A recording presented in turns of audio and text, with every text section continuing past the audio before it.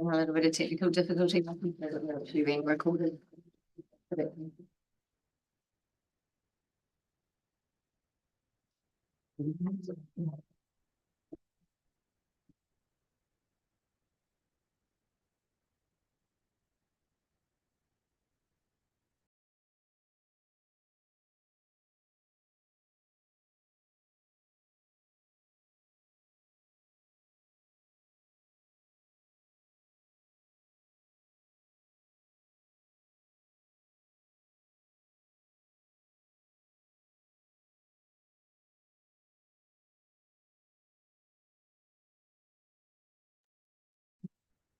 Welcome everybody to the first meeting of the Transport Committee. If you'd all like to stand, I'd like to ask Amelia to say how to hear today. Tēnā tātou. Hiki tia te rongo mai whiti o tēnei wāna. Tūkua kia ea, tūkua kia oi, ko rami nui ki runga ko papa tūnuku ki raro, haumi e hui e whai. Tēnā. I'd like to note that today is International Suffrage Day, commemorating 31 years of women having the vote. Senior women staff, female staff members and your elected representatives went to the VPW breakfast this morning and heard from Jan Henderson, who was High Commissioner to several countries, and heard her story. She's married to a young chap from Waipukaro and her daughter lives in Waipukaro. And it was, yeah, if you haven't heard of Jan, as I had not, look her up. She had an amazing story to tell and a strong message that we should continue to make changes to empower and encourage women to step forward into leadership. So that having said, I'd like to call for any apologies for today. We are all here. Declarations of conflict of interest. None. Would somebody like to move that as standing orders, that the following standing orders are suspended for the duration of the meeting? 21.2, 21.5 and 21.6, and that option C under section 22 be used for the meeting. Do I have a mover and a seconder? Councillor Annan, Councillor Witchman. All those in favour, please say aye. Aye. Confirmation of minutes, we have none as yet. So next on the agenda is the resolution monitoring report. Right, thank you, Madam Chair. So look, just the one item on the resolution monitoring report, and just noting that this has obviously been pulled forward across from what was Council's monitoring report as well. But self-explanatory, we've noted it as complete as well for this one. It'll be, and noting it'll be pulled into your form. Self-explanatory. Any questions of Mr. Tate? Someone like to move that the resolution monitoring report be noted? Councillor Minahan, Councillor Annan, all those in favour, please say aye. Aye. Carried. Cyclone Gabrielle roading recovery update. George. Mr. George, Ms. England is on her way to the States as we speak. Yes. For a well-deserved track associated with the two Terra Awards, which she is going out with a couple of others from other councils across the country. So yeah, The ICMA conference.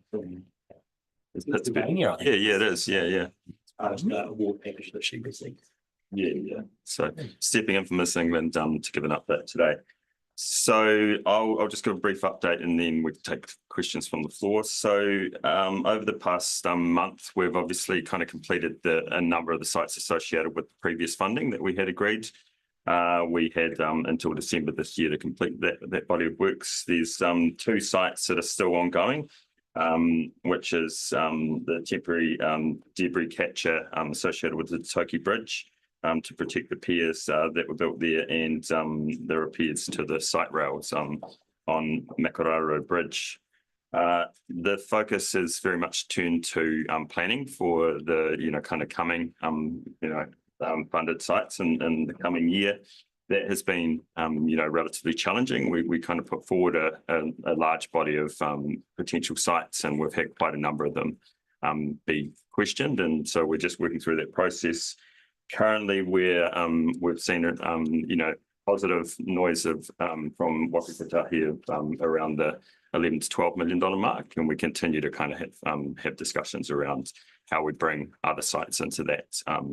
We're very much focused on getting out there with the positive confirmation that we're having, and moving forward with those other discussions as we move through it. So there's also been, a lot of focus on the CIP funded sites. So Fletcher's Crossing, the 2 sites on Wimbledon Road, and the Ellsthorpe slip that's there. So, design and considerations around how we progress with those is continued, with some real focus on Fletcher's Crossing, which we're continuing to hear some noise up in the community. So that's been a real focus. It's been an extremely challenging environment to kind of come up with solutions in. So it's taken quite a lot longer than what we all hoped it might to get out there and reinstate that bridge abutment. So we're on a critical path to get something moving out there at this moment in time. That's a general update. I'm comfortable to take questions from the floor on specifics. First question from me, just with the comms for some of those bigger projects, particularly Fletcher's, that those comms are continuing with those communities? Yes, they have been. Yes.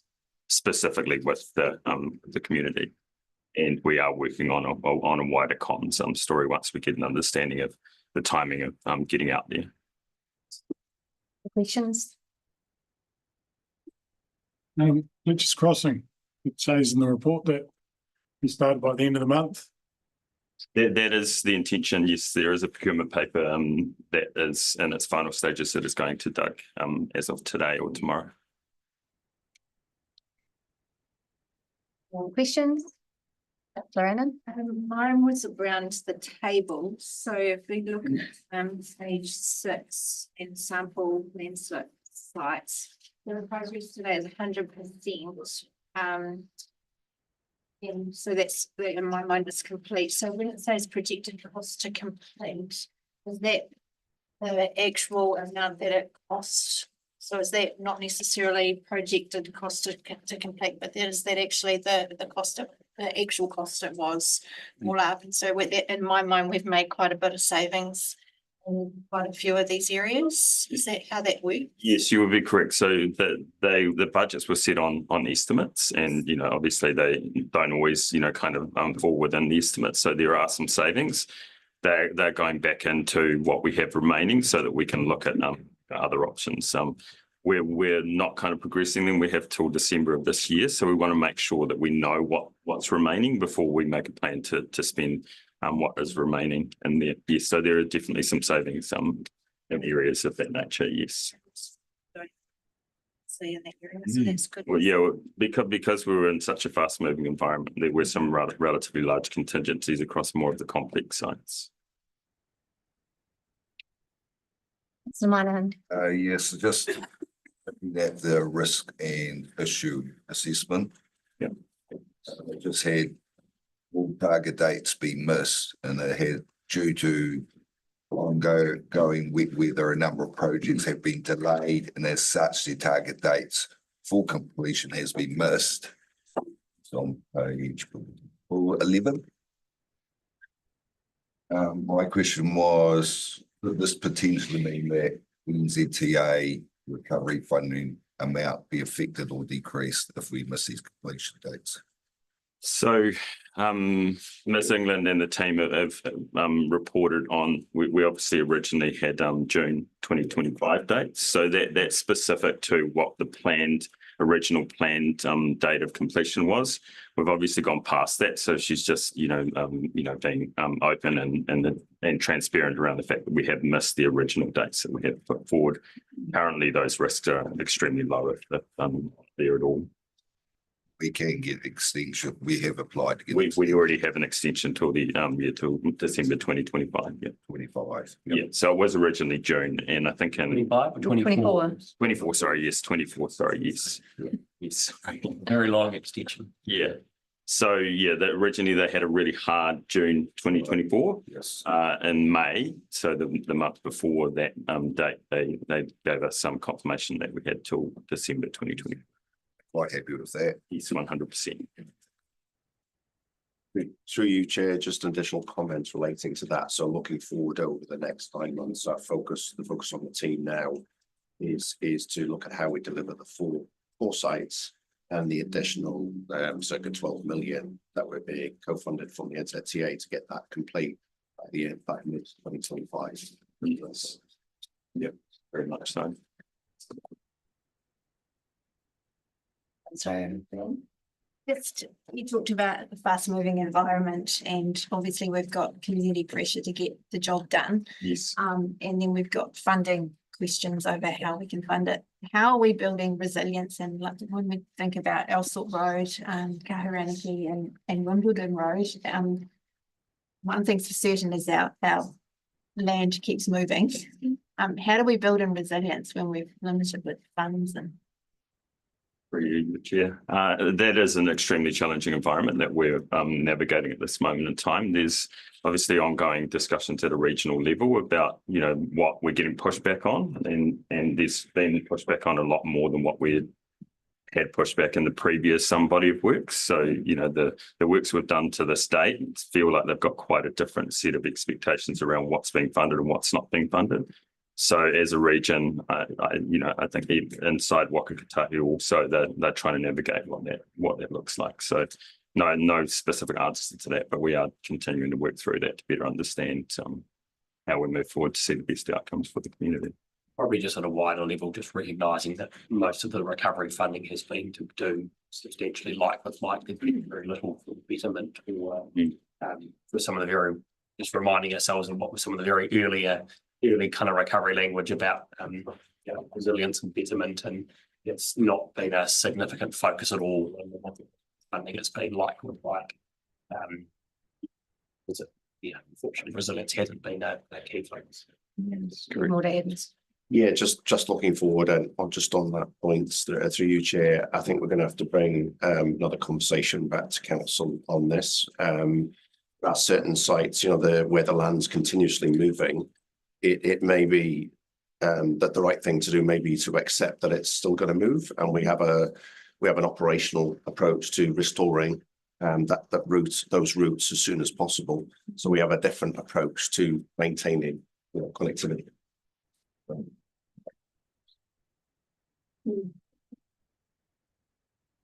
Councillor Moynihan. Yes, thank you, Chair. Just to add on to that, so where these sites are slipping, and that would be probably the owner's properties, like rural. So we sort of try and work with them to see if they can not removing tree planting or something. I think that's a really good approach. I think that's one way. Tree planting is one approach, along with being able to respond operationally quickly, be able to reinstate the routes. Some areas may remain unsealed, for example, but that's a council conversation that we need to have on these difficult sites. As a wider issue, I think that is something that we've actually talked about bringing up as an item in this committee, to look at that issue further of wider than the road corridor. A couple of questions. The first one is about where you think you've got to with Waka Kotahi on funding for this year, which would you thinking is in the 11 to 12 seems to be positive. What funding assistance rate is that projected at, or is that compared to what contribution we're putting in? What's the percentage that you're assuming funded? in that? Through you, your chair. At this moment in time, we are planning to bring another paper back in the next transport to specifically talk to that. We understand that that VAR rate will go to the Waka Kotahi board and the day after the next committee meeting. So we will bring something to prepare for either of the, or I think there's 3 potential outcomes we could essentially end up with, so that we can be prepared for when that goes in front of the board, so that we won't know the answer by that next committee meeting, but we're going to need to move relatively quickly afterwards to get on with the rest of the work. Is there a level within the budget of that funding assistance rate that makes it we can cope compared to we can't cope? Is there a tipping point? I think Of how vital it is, you know, because there's lots of risk in here, red box risk around the funding sustainability. yes. You know, where's the tipping point on that funding assistance? Don't know the exact tipping point through you, Chair. But if we get that 12 million from Okatai co-funded, but we don't get the bespoke VAR, which we've had historically, there are some options to be able to close that gap with local share, but that would be that's the suggestion. Okay.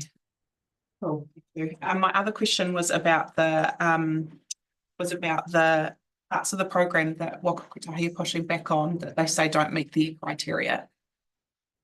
Have we got some better insight now as to what the criteria actually are, so that we can create some better alignment? Because I think we've kind of got a community conversation which is really clear about where the priorities are. It's clearly different. So we got better insight now that we've seen what they push back on. I do believe that we're starting to ask a lot more questions around what has changed and why we're seeing such a different approach to the last time that we put forward this at a regional level. So we're having regular discussions with the RRA and other councils to get a better understanding of the consistency of what they're pushing back on, so that we can really understand that. It hasn't been extremely clear, and we've been continuously asking for them to give us clarity on that. That's been ongoing for a number of months now, that we've been trying to get a real understanding of what those they're essentially saying that they believe that they fear that the emergency works funding criteria is what they're adhering to. It's obviously they're looking at it quite differently to what they were in the previous body of works that we've had funded. Okay. Vic's got more to add to that. Yeah, I made some inquiries about a couple of sites and got some insight directly from NZTA Waka Kotahi on their approach. But basically, just to simplify, they are willing to take more risk on our approach to remediation. So in places they think that our fix, if you like, is is kind of gold plated, is we're spending too much money on that particular route considering traffic volume. So it's kind of linked to that conversation that we had 5 minutes ago about bringing this back to council, looking at what the co-funders are willing to bring to the table, looking at levels of service, looking at how we can maintain connectivity. So does that mean, okay, so the program that we're putting forward, are we willing to negotiate on sites in and out, or we're willing to negotiate on the work that we're prepared to do on those sites to make sure they're in the criteria? Through your chair, we are still really trying to understand why they're pushing back on certain sites, and what we can potentially do to negotiate with them around So each of the sites we've been putting forward, we have to put forward 3 options. So there's obviously the do minimum, do something, and then what we're proposing is generally the better option, because we obviously want the best outcomes for the community. They're often going back to one of the other 2 options, which is obviously quite different to what we've put forward. So we're continuing to kind of better understand that, but we do want to move forward with some work. So we're kind of going, okay, well, they're being positive about, around the $11 million mark. We want to continue moving forward with that while we have those discussions and better understand, what it is about those sites that they continue to push back on. Just wonder whether we should put that really gold-plated one at the end and the one we really want in the middle. Yes. And I think, some of these sites are extremely, large moving, You know, the Central Hawke's Bay, along with a lot of the East Coast, does have some, you know, pretty complex, you know, ground that we're dealing with. So they, you know, in some circumstances, they see probably more risk in the fix than what we might. I think that came across quite clear in the example that Mr. Kinvig was talking about, that they saw risk in the fix, you know, so they see quite large costs in the fix, but then they also kind of go, well, is that going to fix it in the long term? Which is, you know, with ground and the movement that we continue to see, there is always the risk that these things won't stop and that they'll continue to move even if we do try and remedy them in some way. Any further questions? Yeah, one more. Yeah. I wonder, so I'm just worried that we're kind of going through what we think in the building kind of approach to this stuff, but back from Whakaputahi, as you talk about in here, clearly talks about some particular parts of our community that have been really patient for this. And I think about the reference to the multiple sites on Cook's Tooth Road, for instance. And at what point is the conversation actually to go back into that community about we're struggling to get certainty about how to move forward here? What are the ideas, the options, the things that we're able to and willing to trade off in terms of the sites being included, or about the work that we actually did with the sites? And I just, in terms of the risk that's identified in the paper that says we've potentially got a misalignment with community expectations and we're not going to be able to meet their expectations, is there some parts of this program we need to actually go back and talk to community sooner rather than later to help us get closer to reasonable expectations? It's probably an open-ended question, but I just can't help but think it might be part of the solution. Through you. Yeah, that's a really good point. I think through your chair, I think that paper that we need to bring back, the broader paper, I think that needs to be brought into the mix. What are those routes where we believe we're not going to get the funding anytime soon? So what are the alternatives to that? And then the engagements with the community to make sure that we stay in tune with expectations and reality of funding. Councillor Greer. Just further to that, that's more specifically is Burnside Bridge and Todd Road Bridge. At what point do we go out to the community and say, what recommendation are you going to have on those sites? At what point are you going to come back to us? Is that after consultation with community? I think that's I think that's probably something that we could actually bring back in that paper. That what point do we make those decisions going forward? We're going to need to. Yeah. It's not something I think they can answer in a. So yeah, well, further to that, I mean, specifically, and Mark, you're aware, is the Todd Road, particularly one is putting absolute pressure on Evans Road, which is going to get busier this summer because it's the freeway from Hawke's Bay into our coast, and it's only a one-lane shingle road. So there may be the option there that we actually increase the maintenance and on that road to balance that, or do we? So that's a decision that has to come back to us with the proper research. No further questions for the officers. Thank you very much, gentlemen.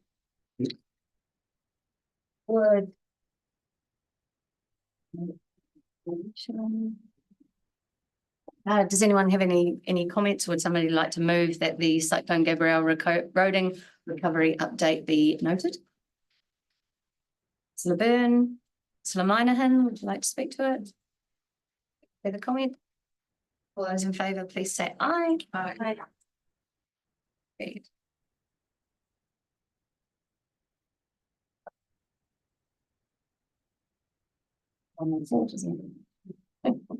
Page 22, update on the Transport Committee work programme. Through the chair, I'm going to hand over to Doug or State. Thank you. And I'll We will hand on to. I will hand on to Mr. Kinvig very shortly. Just it's not musical chairs just yet, but it's not far off.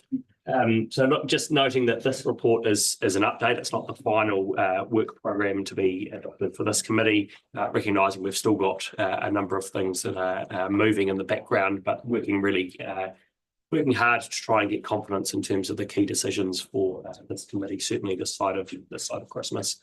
There are just a couple of key points in the front of the report, which on the discussion we've also just had talks about our allocations and our programs in terms of co-contribution from Waitakere. So on that note, I will lend to Mr. A to provide an update on that. Sorry. Thank you, Chair.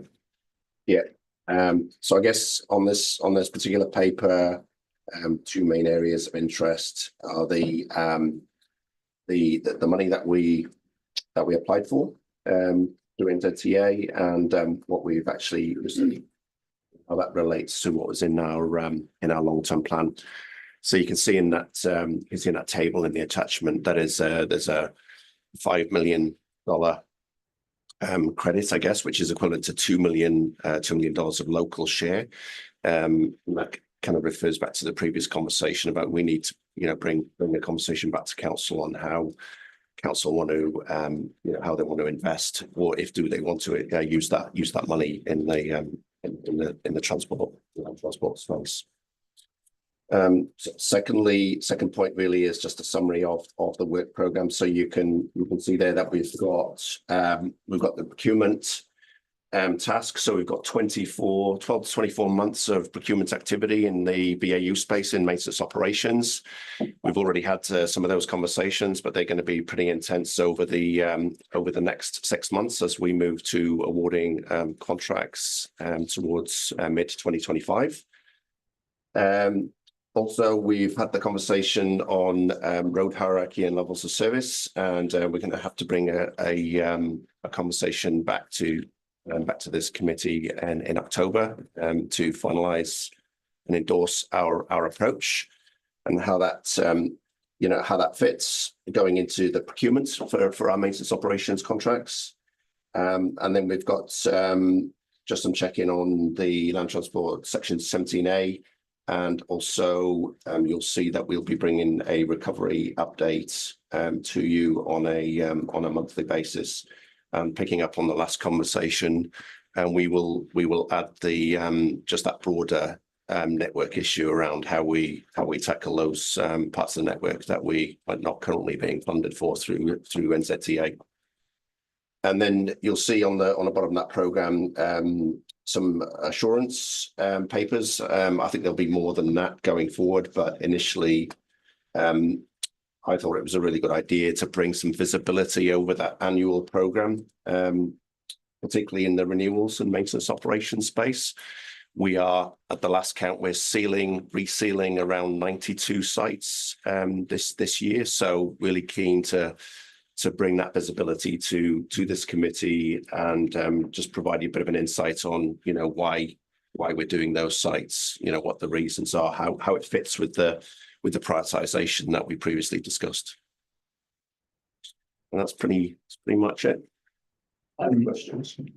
Maybe just last thing, Madam Chair, is the letter that I've attached that I received from Nicole Rose, the Chief Executive of NZTA, and just particularly noting the expectations of the Minister relating to our continuous allocation program, expectations around metrics, certainly some numbers around potholes and expectations around how we are looking to transition to and implement the new risk-based temporary traffic management system. So that's certainly, we're well placed for a lot of those things on the basis of the improvement work that we've already been doing in land transport, but will need to be a continued focus for not just internally, but also this committee as well, in terms of how we appropriately respond to those. There are no doubt going to have to be some trade-offs that we make in terms of how we consider and approach those considerations or requests of the Minister. So just noting that as well for your visibility.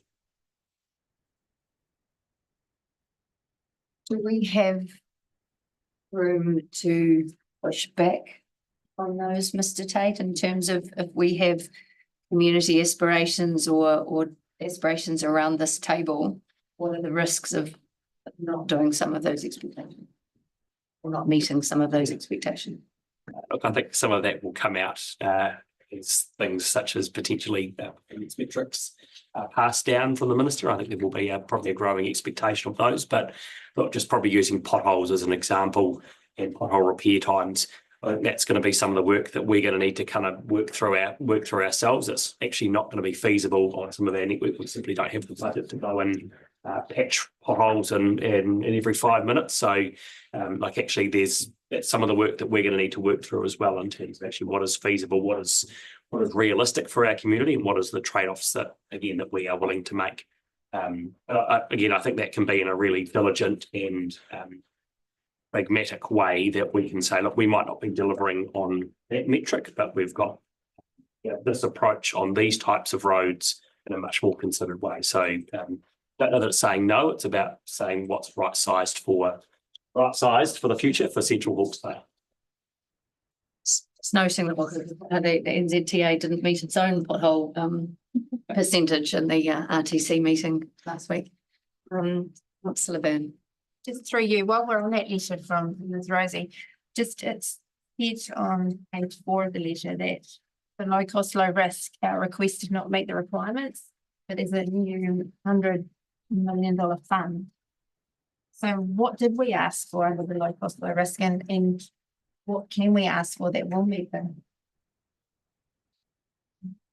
Through you, Chair, I don't have the detail of that with me, sorry, councillor, but I know from previous experience and the GPS, the changes with the GPS, that they're the funding for that type of activity is reduced significantly as investments being prioritised in other areas. But there could be, my understanding is there's an opportunity for us to apply for a portion of that money. And I know the land transport managers looking at intersection improvements associated with that. That's all I've got at the moment on it.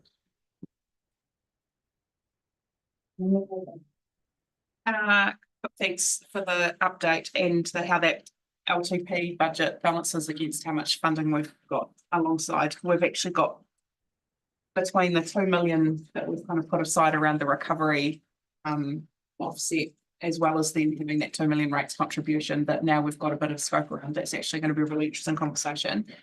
So that's good to understand how big that conversation is. Also nice to hear, did you say 92 sites for resealing? Is that what you said? Yeah, the last count, that could be changing because they're still working, finalising the programme. It's a big number. Cool, but my question about the metrics and reporting is that an organisation-wide conversation, or is that just a land transport conversation?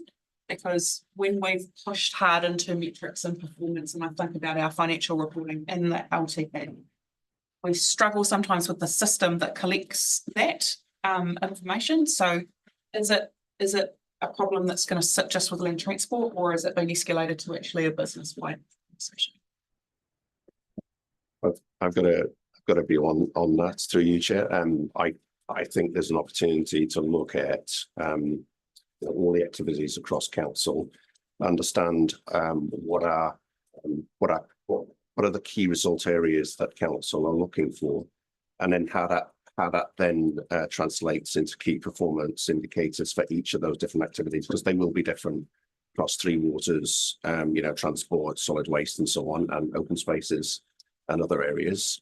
I think we just have to keep an eye on what the Transport Minister's expectations are coming through for land transport specifically, just to make sure that we're in tune with that piece. But if you take it up to the next level, I think there's a conversation that would be useful with the council around those key result areas. What's important?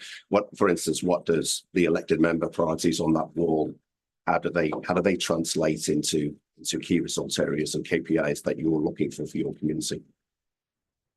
Madam Chair, I would actually suggest that performance metrics and maybe gets escalated to sit in the finance and performance committee, because outside of the transport area, if we talk about where regulation is going to go on through waters and the level of data and detail on service levels and work and everything that's going to be required in the next possibly 12 to 24 months, we probably need to think about that, not just on land transport. So. Just probably noting there is an action in there.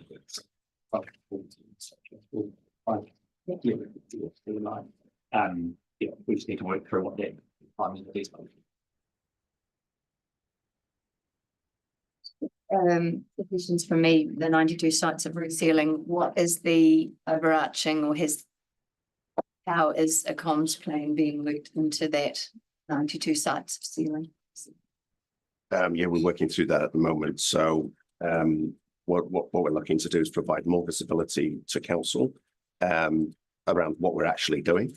So you're not surprised by it, but also why we're doing it, what's driving the resealing, because I know from last year there were some questions around, you know, why are we sealing certain roads? There's also an opportunity as well to engage directly with the customers, our community who are impacted by those sealing activities, to get some feedback on what was your experience like, because that we can feed that back into measuring the performance of our suppliers. So there's definitely that piece that we are working on at the moment to make sure that community understand what's being done, where it's being done, and how did it go for you, community. So need to yell from the rooftops that it is being done. Absolutely. Because we've been telling them all winter, or for the last 2 winters, that we've got to wait till it's dry, we've got to wait till this, so we actually need to tell them it's coming. Yep. Just to add to that, Chair, we're also, through the network corridor management work, we've got the teams strengthening that coordination across all the activities. So we're paying a lot of attention to the water renewals, particularly in the urban areas, to make sure that we don't go and seal a road and then the following year we're cutting through with a planned renewal. The idea is if that's what we're looking for is if we seal a road, we don't want to be going in there for any planned work within a 5-year period. So that coordination level between Three Waters and land transport is strengthening. Does that come in? I feel like I should be saying through you, Madam Chair, every time I speak. Does that come into a performance or a KPI or a metric in some form that can come to the Transport Committee about that? Looking back, a retrospective, have we gone back and had to dig up areas? Is there some way of saying that we're achieving that? I can't give you any guarantees looking forward, looking backwards, sorry, but certainly looking forward, want to be giving you visibility of that. Yeah. What I meant is, sorry, I wasn't very eloquent, is checking back. So not having it on the agendas now, but in a year's time or 2 years' time, then we can look back. Yeah. Yeah, because we need to understand how well are we doing it. And if we're slipping up or not doing as well as we anticipated, then what do we need to do? What do we need to do to improve that? And the other one was, I'm not sure if now is the appropriate time to bring it up, but and talking about the NLTP and what moves around and what we've been given and what we haven't. I'm going to ask you to explain something, because when I heard it, I didn't realize this. What is the difference between if we do something that is not co-funded by Tahi, what does that mean in terms of the life of that asset? So if we spend money, if we decide to, they haven't funded that, but we're going to do it anyway, what does that mean for ownership of that asset or ongoing maintenance of that asset? Not sure what, I'm quite sure. I was told that if we do something that is unfunded, yeah, that then becomes our responsibility for the rest of the life of that asset. So let's say, for example, Todd Road, we put a bridge back there, but it's unfunded, we pay for it out of rates.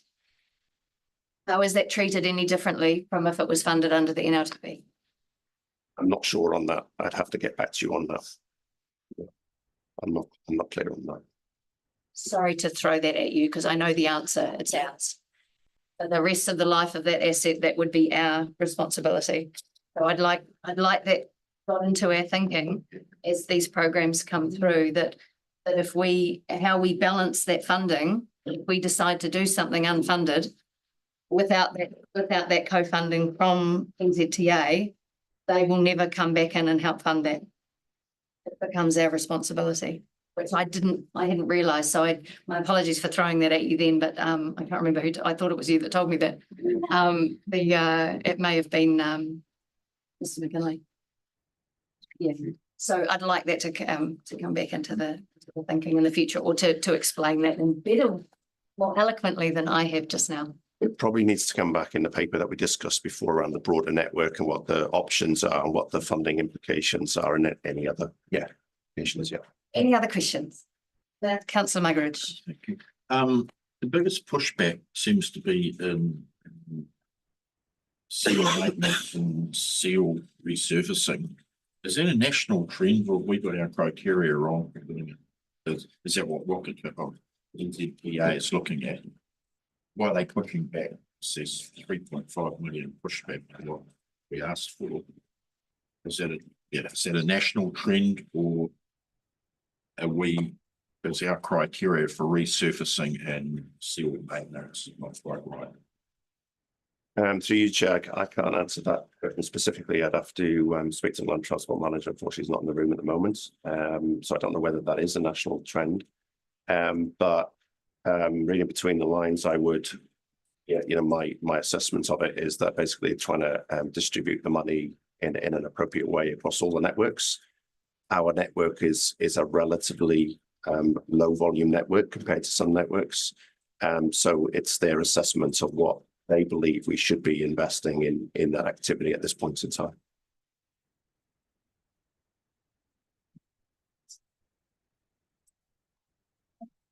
So I think there is a bit of a trend, and I think partly it's because there is there's been an increase to the National Land Transport Fund, but it hasn't necessarily been well connected to what inflation looks like in fact. And so we've probably put forward a program that deals with the construction inflation around what it takes to reseal a road. I don't know that's been well articulated through the NLTF. There's been quite a high line political narrative about increasing the NLTF by or something like that. But actually the reality for us in terms of actually doing that work is that it's actually not enough to even deal with the inflation of the cost of doing that work. So it's kind of a mismatch. Any further questions? No, thank you, Mr. Skivingby. Would somebody like to move that the Transport Committee receive the update on its 2024 work programme? Walker, Councillor Annan. Want to speak? All those in favour, please say aye. Aye. Against? Read.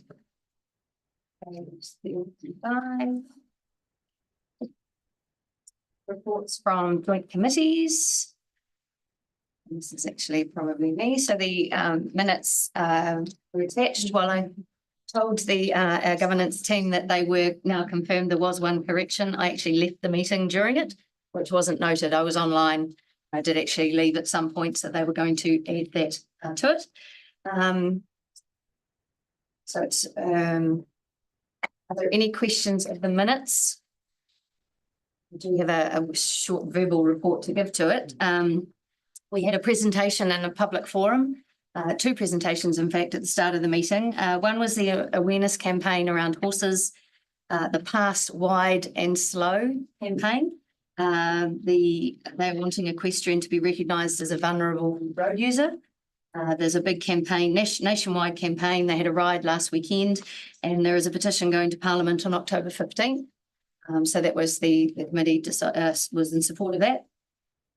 There was also an emotional presentation from Norm Brown, who spoke in particular about Te Pahui, about the Ministry of Education bus services that are being cut to that community, or not cut according to the Ministry of Education, but they were getting tougher on school bus eligibility criteria. And after questioning that criteria, the policy itself has not changed in the 100 years of the Ministry of Education. So there was pushback from RTC that this criteria needs to be looked at. There was a very hard on the communities of Bayview and Clive, for example, Pootseri in northern Hawke's Bay, who their nearest school, if you live in Clive, whether you turn left or right on the main road to go to Napier or go to Hastings, there was decisions about what element of choice there would be when the nearest school, which they are eligible to catch a school bus for, may only be 400 metres further than the school they choose to go to type conversation. And this is a watch this space for us because we have several current and upcoming issues for CHB, Ministry of Education. We had a wonderful presentation from RoadSafe, Hawke's Bay, highlighting the work that they've been doing. And it was great to see a video that clearly highlighted work being done in Central Hawke's Bay and a course that was done at Central Line's building with staff, just a road. I think that one was motorcycle awareness. It is Motorcycle Awareness Month. So that was, they are overrepresented in our crash stats. And sadly, road safe funding has been reduced by 1.9 million by New Zealand Transport Agency to just 600,000 was in the NLTP.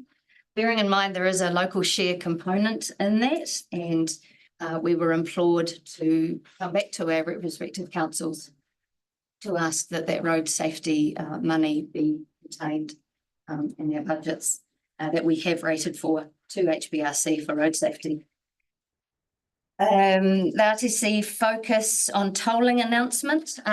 We talked about the tolling on the expressway, but for us, tolling will also affect Te Ahu Turanga. Manawatu Tararoa Highway is one of our main gateways to the west, with major ramifications on our regional freight strategy and the relationship between Manawatu's inland port and Port of Napier, plus the extra cost on goods coming to Hawke's Bay. There is a health issue, and this does affect some of our ratepayers, with no option but to travel to Palmerston North for specialised healthcare, such as radiotherapy, which could be as much as daily Monday to Friday for 6 weeks, paying a toll of $4 something each way, or chemotherapy for leukemia or bone marrow transplants. Palmerston North Hospital is the regional oncology hematology service and does service people right up to Gisborne. So having that, so RTC was quite strong on our submission back to the powers that be, that was too high and too late. Wasn't part of the business case for the actual road being built to start with. So I forwarded NZTA and TREP presentations to staff and councillors. Publicly, it's available on HBRC's Facebook page from the meeting on the 6th of September at 11:14 a.m. if you want to go specifically to that presentation. One of the issues, and we've already talked about the emergency works policy review, some policy and process changes have been made, but they've not been decided on the qualifying event or the fare rate that's applicable. And Linda Stewart told us this should be done by the end of this year. They've requested more work be done by NZTA staff from a meteorological point of view, as in what is a 20-year event, as well as what impact changes would have on NZTA's funding. She told the meeting that they were also talking to Treasury about possible other funding mechanisms for that. Basically, as a whole, it's crazy that we are getting to crunch point on our budgets and our operational planning for these, and yet we're still waiting to hear various bits and pieces from NZTA. The timing is totally up the wall. I also asked a specific question of Linda about safety standards on State Highway 2 between Waipokoro and Waipawa, directly as a result of an email from one of our ratepayers relating to line marking, barrier repair and reflective lighting or lack thereof. We're expecting an email both to myself and to Rosemary Young. Thank you for your interest in this section of the road, to those issues that she raised. And sadly, in the NLTP, there was no low-cost, low-risk funding for HBRC to fund the CHB Commuter Express public transport trial. So that is now off the, we left it in there hoping, but it is now off the radar to future date. So thank you for listening to my verbal report, which when you look at the minutes, to me, they don't give a fair representation of actually the issues that come up at RTC. So thank you for your understanding with hearing my take on the meeting. Are there any questions of the minutes or from my verbal report? Councillor Annan. Yeah, I was, there's mine is in reference to the PowerPoint that we were emailed. What is time of use charging as opposed to toll charging? Time of use charging is basically to stop congestion at certain times of the day. So, for example, if they know a road is really this pinch points and really busy between 7:30 and 8, they can put a toll and then basically pushing for, so they're trying to encourage you to use that road at 6:30. So is that possible that they could do that on the proposal for the 4-lane expressway? Is that something that they could potentially be putting in? I think they're just looking at it across the board at the moment. I don't know that there's any specific places where that I would like to believe they'd look at some of the busier, more metropolitan areas before they came to. Councillor Byrne. Just can you expand on what is the alternate link between Havelock North and Waipawa? Is that Veronica Road or? Yes, and we have asked several times for CHBDC to be involved in those discussions, and we still have not been, according to Mr. McKinley. So they keep talking about this alternative route, making sure that but the conversation has been with Hastings. And we're like, hello, it comes in to CHBDC area at the other end, but it is that alternate route. But it's at the moment not anything to do with us. Can you answer any further on that, Mr. Kimber? Oh, sorry. Do you want to go further to that, Mayor Walker? I was just going to maybe add to that. So it might be connected with that, the cycling connection rather than the alternate transport. No, It's not. No. It's not the Kiwi, the cycling way. Right. no, it's actually, so if something happens to State Highway 2 Right. from that end, State Highway 15, no, it's a, Oh, that's the River Road and particularly Artua Road challenges of having traffic go around on a detour. so we, yeah, so Mr. McKinley brings that up with me every time it's in that report. We haven't yet had a satisfactory response or contact from ZTA, so I'll bring that up. Mill operation. Data keys one of the sites. And I stand to be corrected if it is not a Haranaki. Potentially it could be Middle Bridge, isn't it, I suppose? Yeah, I think it's more to do with the river. But if you can't get across the river, you need an alternate route. That's Richmond. I think you, just in terms of the tolling system they're gonna have in next year. Was there any, discussions around upgrading around Pāhia Tour Road, that one alternative road, the track? As far as I'm aware, both the saddle and the track, they go to Tararoa District Council. Once the new road is open, and that is the Tararoa District Council have been very vocal thus far, and have started a fight against the toll on that road, because all it's going to do is push traffic back onto those that have never meant to withhold this amount of transport for such a lot of traffic for such a long period.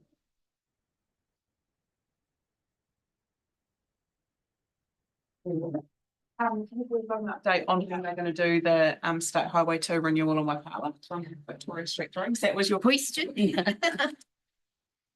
I can't remember exactly, but I did make a pointed reference to it to Linda Stewart at the meeting. That was an area of much concern for us, and that we just get in and get it done. And we've got all the economic reasons for doing it, the threat to the businesses along here, let alone all the disruption to people driving through. So no further update, but they were all reminded. Oh, Mr. Kimber. Just on that point, I have written to the regional manager in the transport agency at the beginning of this week. My understanding is that renewal is due to be starting in October. I'm just waiting for confirmation on that, and I've also explained that we need communication with business owners as well, and not just come in and we have going our conversation. While you're up, Mr. Kimber, does that any other work that we can do under that road at the same time while we're there, in reference to a previous conversation about not doing it last road?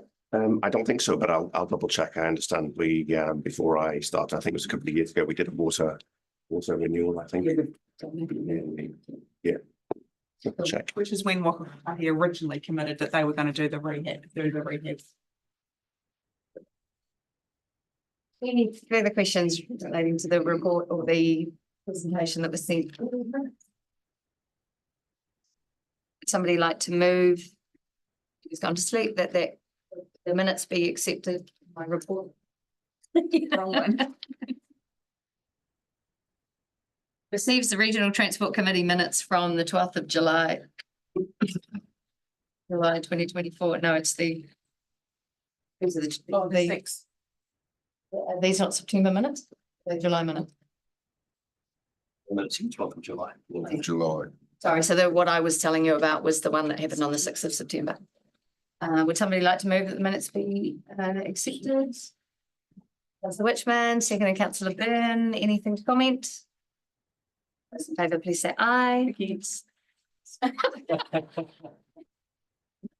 just became the chair.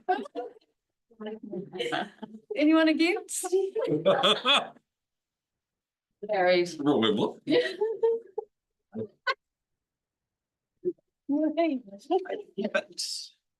40, we're going. Yeah, so recommendation that the next Transport Committee meeting be held on the 17th of October 2024. I'd like to move and second that. Councillor Greer, Councillor Byrne, all those in favour, please say aye. Aye. Against?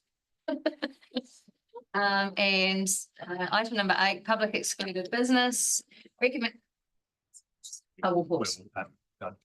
So We're now moving into public workshop where I believe I vacate the chair. So just on that, thank you, Madam Chair. That's a lovely first transport meeting. So we now have Dr. Nick Peake, who's the CEO of Hawke's Regional Council, and the Chair Hinawai Ormsby and other staff here for a public workshop for 2 hours. So we are going to just pause for morning tea now. So we'll just pause the video for those that are online. We will be back live streaming in about 15 minutes. With that, we'll just pause the committee meeting and back and reopen in public. Right.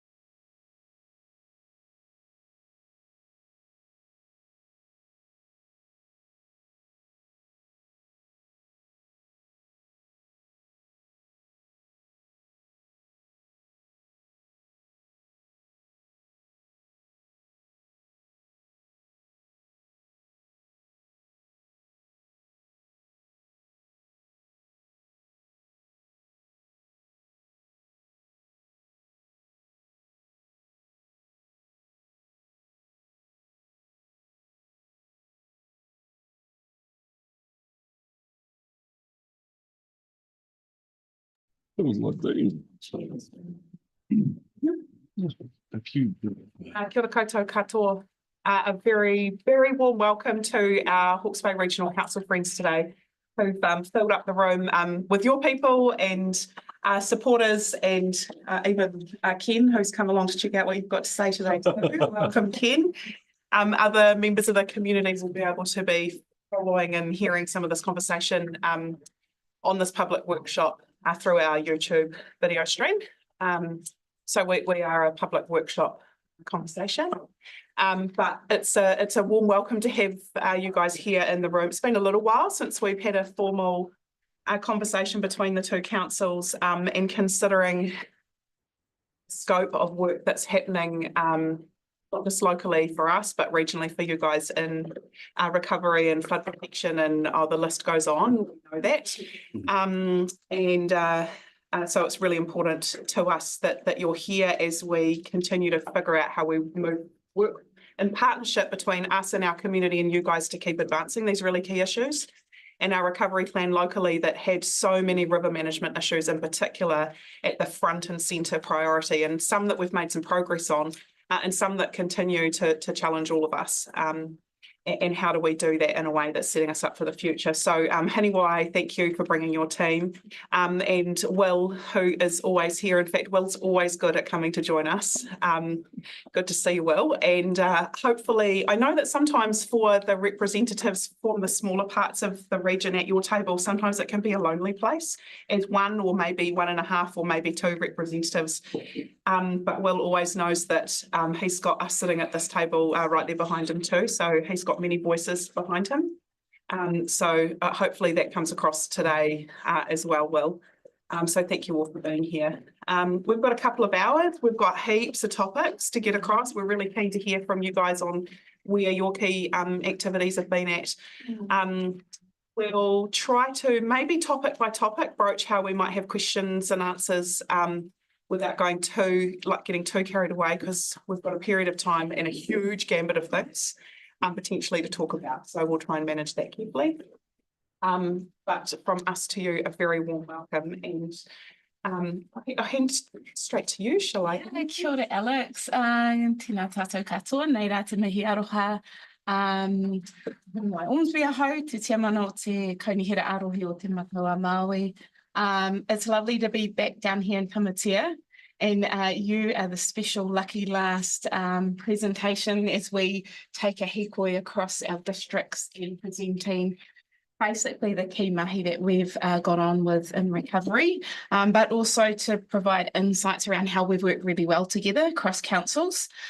So today is a snapshot of all those key issues, those key programs of work that we wanted to really share with you and provide a space for question and answers, how we can do things better, what things are outstanding, as Alex has said. So this is a really key opportunity. So we have our team here. Obviously, we've got Nick, and they can introduce themselves as they go through the presentation. John, obviously, it's great to have Will down here as your councillor, but deputy chair of the Hawke's Bay Regional Council. And then we've got Mark Mitchell from our catchment management team. Everyone knows Anthony, he's back home. And then we also have Jess, who helped us with land categorisation as we move into that topic, particularly for Porangahau. So we're here with open mind, open heart to share all those insights. So thank you for having us. Thank you for giving us this time to share. Kia ora tātou. If that's okay, I might hand it over to Nick. Tēnā koutou katoa, ko Nick Pete tōku ingoa. Nick Pete, I'm the CE at the Regional Council, and I've met a number of you before, I think up here. I think shortly after I started, Mayor Alex and Doug put me in a car and gave me a tour of the most important sites of Central Hawke's Bay. So great to be back again. We're going to run through a presentation. We won't go through all of the slides because some of them are just there as a kind of a matter of record for you so that you've got them if you want to refer back to them. And my colleague, John Kingsford, will do most of the detail. But just by way of intro, do I just press go?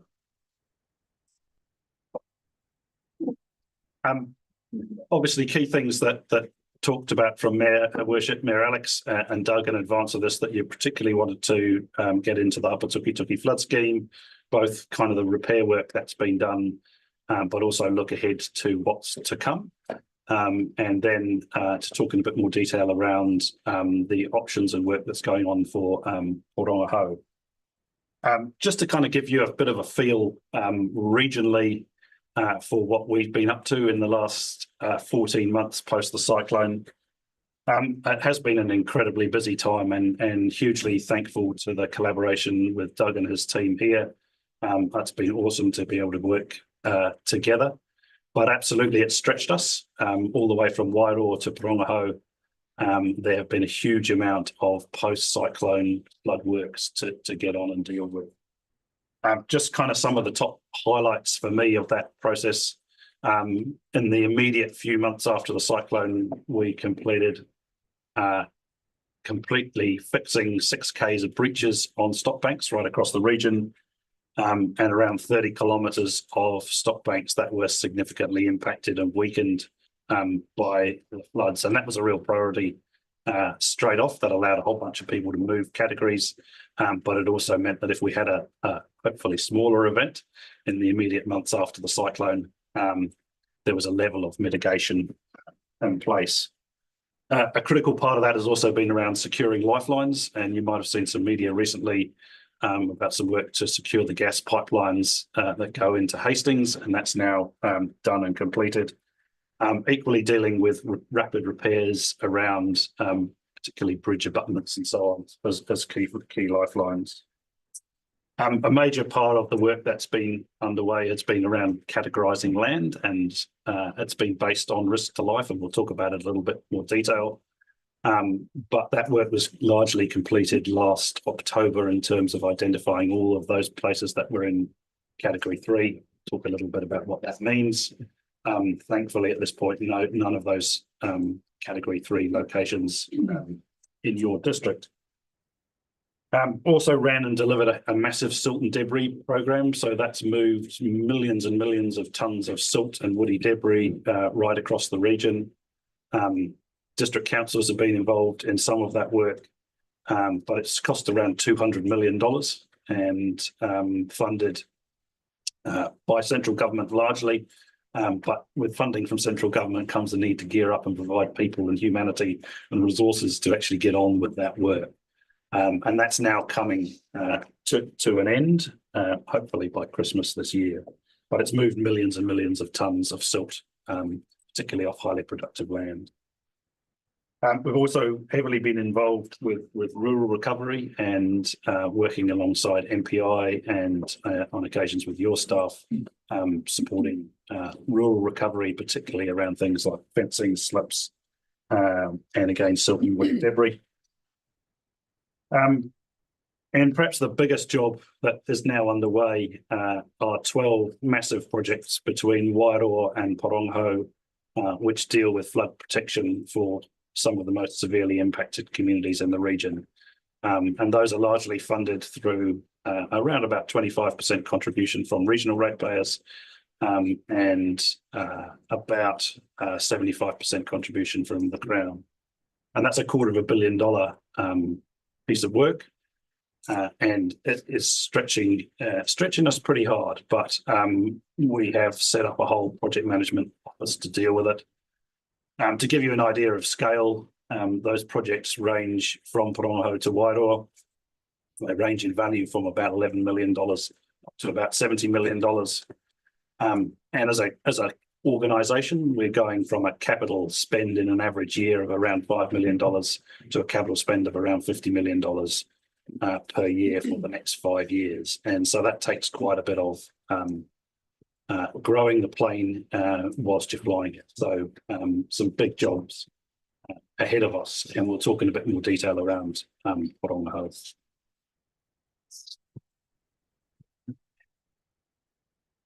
Can I go forward one?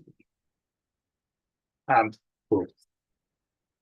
So just in terms of some of the flows of information that occur, before I hand over to John to take you through the detail, We publish our cyclone recovery reporting regularly. That's available publicly. Doug and myself and the other chief executives share an update on all of our flood protection programs on a monthly basis. We work closely with the infrastructure PO under the Regional Recovery Agency, and we'll connect in with your infrastructure manager and GM through that process. Thanks to, I know, Dylan and Riley, who've been holding the fort in terms of recovery in that area for you for a while. We also have obviously committee meetings in public that we report on. And I think we meet your staff, is it once a week, John, in terms of comms? Fortnightly in terms of comms and community engagement. So at an officer's level, there's lots going on, but recognise that we can also do a better job in terms of keeping you as elected members informed of those processes. So I'm going to hand over to my colleague, John Kingsford, and he's going to give you a whistle-stop tour of the slide deck.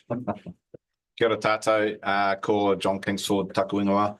I'm the manager for regional projects at Hawke's Bay Regional Council and also the program director for our Niwi program of work. I'm going to take you through the detail, thanks Nick, and we'll try and move quickly through slides that may not require as much attention. I guess to start off with, just a bit of focus on the Upper Tukituki flood control scheme.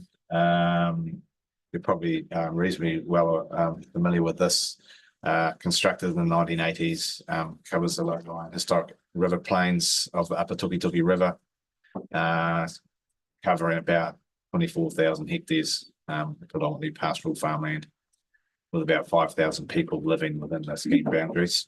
Can I suggest that sentence might have been copied and pasted from the 80s? That probably that number is no longer correct. That's probably just white book road. Fair point. Thank you for that. It's closer to 9,000 to 10,000. Okay, thanks. So the objective of the scheme is to ensure that the Ruataniwha Plains communities are very rarely affected by significant flooding, and that waterways within the scheme are highly valued community assets from a flood control, environmental and recreational aspect. Here's another snapshot of the Upper Tukituki catchment, just identifying the rivers within the Upper Tukituki scheme, with a few locations identified there. We'll move through a bit of the detail on how that was affected during the cyclone. So key recovery work that we're focused on in Central Hawke's Bay.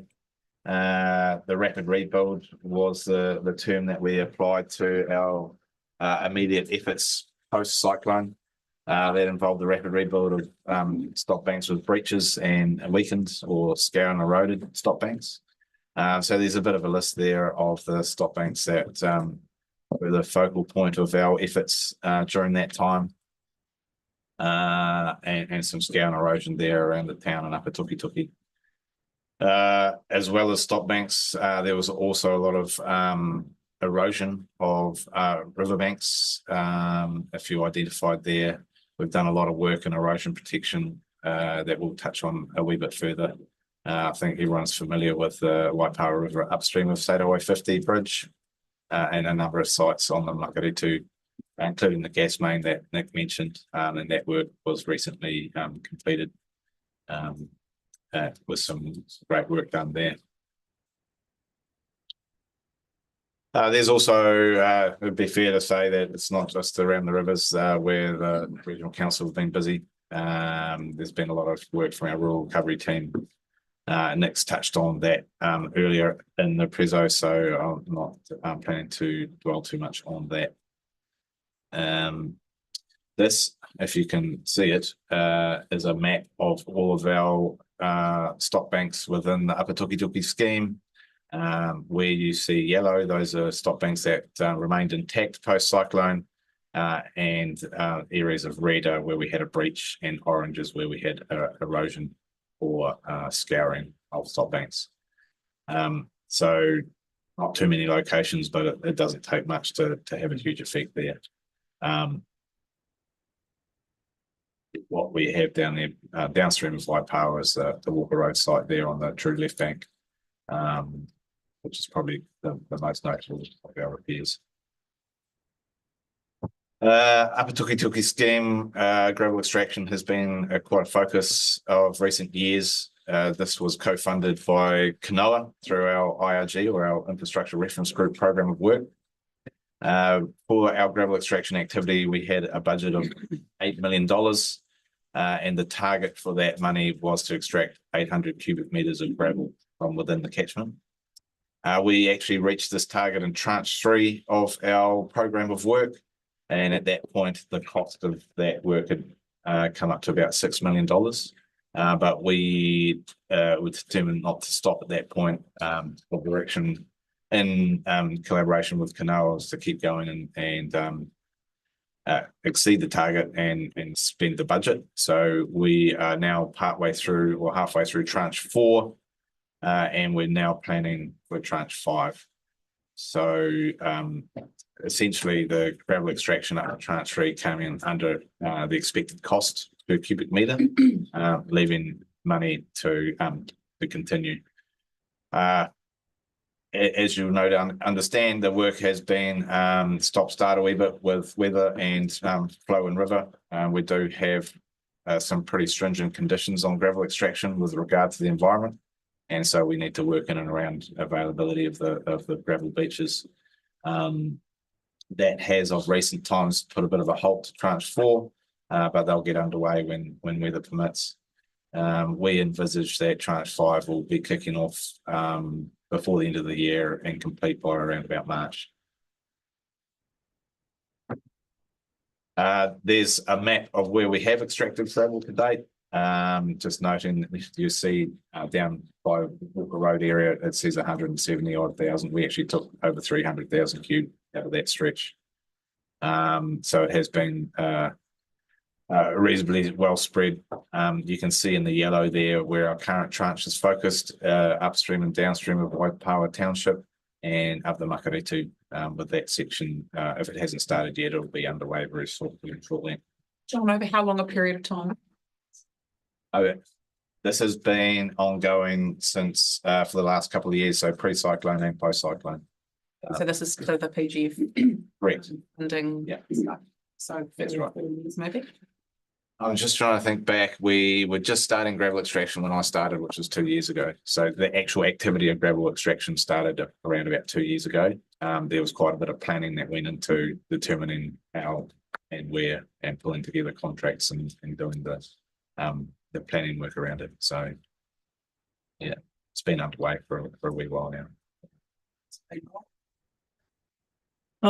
Interested to know, because as we know, the rivers have been building up with shingle and they're going to carry on building up with gravity.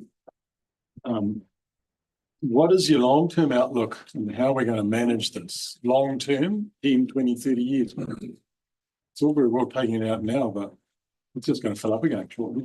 Can I suggest that that's a fabulous on-point question, but probably when we get to the next steps around the review and what we do next, is that probably the best place to talk about that in the context of the review? Certainly the review will shed some light on future for gravel extraction, I believe. And certainly I think in our current climate with such a huge volume of construction work underway, particularly around roads, there's going to be quite a demand for gravel. So the question comes down to, do we have to fund extraction of gravel, or is the industry going to take care of it itself? And there'll be probably a balance in that space. But it doesn't come for free, so it needs to be funded. Certainly just recognising that Chilean needlegrass did place some restrictions on the activity of extraction. Our team worked with the biosecurity team to identify how we could go about extracting gravel under those restrictions. So it didn't stop us from extracting gravel. It just placed some restrictions on how gravel could be used in its end source. That meant that the Chilean needlegrass wasn't an issue in that space. We'll probably come back to this. It's touched on that. To help with any questions if you got some at the end on Chilean needlegrass. Yeah, thanks. So just touching now on designing flood control standards, and this is the case for our rapid rebuild work. We repaired to what the level of service was pre-cyclone. So that's a 1 in 100-year event, or the more technical term for that is the annual exceedance probability of 1%. And there's quite a bit of work that went into that to determine what that appropriate level of service was, and that's a standard level of service across the country. In 2015, LTP, Hawke's Bay Regional Council, consulted on the potential to move to a 0.2% AEP, or a 1 in 500-year standard, as a response to climate change. And there was some upgrading stock banks funded through the Kanoa program. Prior to that, we were funding around $1 million per annum in the Hiratonga scheme. In today's terms, that would fund less than half a kilometre of stock bank a year, which doesn't gain much. All of that upgrade work to 1 in 500-year level of service is on hold pending the scheme reviews. But some key factors that go into determining our design standards, there's a list there on the side. It really does depend on available material for construction. That will also influence compaction requirements, freeboard standards. So we allow for a certain flood height, and then we'll put a freeboard allowance on top of that takes care of anomalies such as wave height within river flow, wood debris, and other anomalies such as that are hard to design for in a flood flow. Certainly now in our work that we're doing post-cyclone, climate change is at front and centre. And so we've developed a standard for climate change with regard to how we design our future work. So John, just on this one, in terms of what's the work that you've done in the rapid repair of the stock banks, was that to an old standard just to reinstate, or was it a new standard? Just can you talk about the rapid response? Yeah, thanks for that question, Madam Mayor. So in the rapid rebuild, our brief was to repair back to the pre-cyclone level of service, which was a 1% or a 1 in 100-year level of service. So basically to the same height, the same crest width, and the same batter slope. The scheme reviews that are underway currently will give an idea of what the future of the scheme may look like, and whether the 1% AEP is still appropriate or not. And if not, how do we lift our level of service? And that could happen in a number of ways. As part of our NIWI program of work, we do have funding there to lift areas of stock bank that have been repaired post-cyclone to the post-cyclone 1% AEP. So that work is underway at the moment. It's with our engineering team. Our capital delivery team, or our IPMO, has not received any work in that space yet, but we expect that will be landing in December before the end of the year. That includes locations here? Yeah.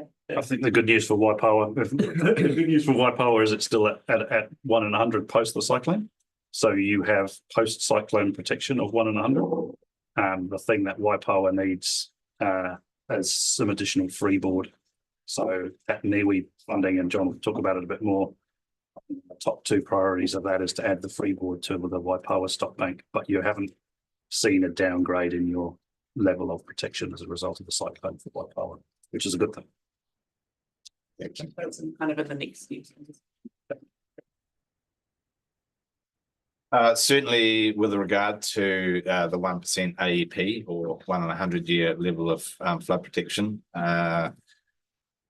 the awareness that people have out there in the community is a good question. As we've moved through our work, our community meetings, and our future program of work, the majority of people have been surprised to hear that design standard does exist. And that the 1% AEP doesn't address a Gabriel level event. However, as we work through those conversations, the majority of attendees have accepted that this standard and the context in which it's been provided. So we're just beginning those engagement pieces in Central Hawke's Bay. We obviously have our monthly updates going out to projects progress. Put context on those, and we'll be continued to engage directly with the community around those design standards and what they mean for those areas. Certainly the post-Gabriel 1% AEP level is higher than the pre-Gabriel. So we'll be working to the post-Gabriel 1% flood levels. And I guess the last point there for Porongaho, the solution will meet the Cyclone Gabriel level. It will, once established, provide protection to the same level that Cyclone Gabriel through there. Well, that's been a key question that the community's been asking, so say a concise sentence on that, that's really good. All right, we're going to move into Cyclone Gabriel related work here. That picture there is around the Taipari Road area. That's as you can see, a breach with a lot of the breaches that occurred across both the Upper Tukituki and the Hiratonga Plains flood mitigation schemes. The breaches also result in a massive scour holes. So that occurs when the water overtops, goes through turbulent flow as it hits the flat at the bottom, and it basically, that turbulent flow back scours through the stop bank and creates a great big pool like that. And all of our breach sites, the work to get to ground level was probably the hardest part. Building the stop bank, once we got to that level, was much quicker. This is many of our sites that had that really deep hole that you had to probably about half of them. Yeah, some weren't as badly affected as that one. And obviously the scour and erosion sites were a lot less worse off than that. This is a pretty dense slide, so I'll cherry pick as we move down there. There's a list of all of the stop bank breach sites that we addressed. We addressed the breaches first and foremost as they represented the greatest risk, and then we came back around and addressed our scour and erosion sites. As we all know, the private stop bank at Waldrums was wiped out. That had provided a level of service of a 1 in 20 year event, and as a result, the floodwaters impacted on the water treatment plant.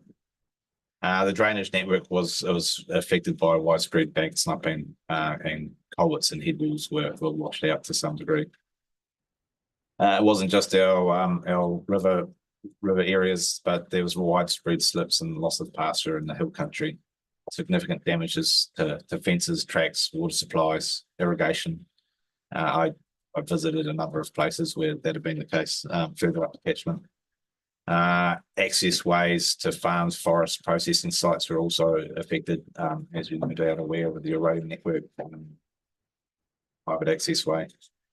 So I don't need to tell you this, it is widespread impact across the central Hawke's Bay.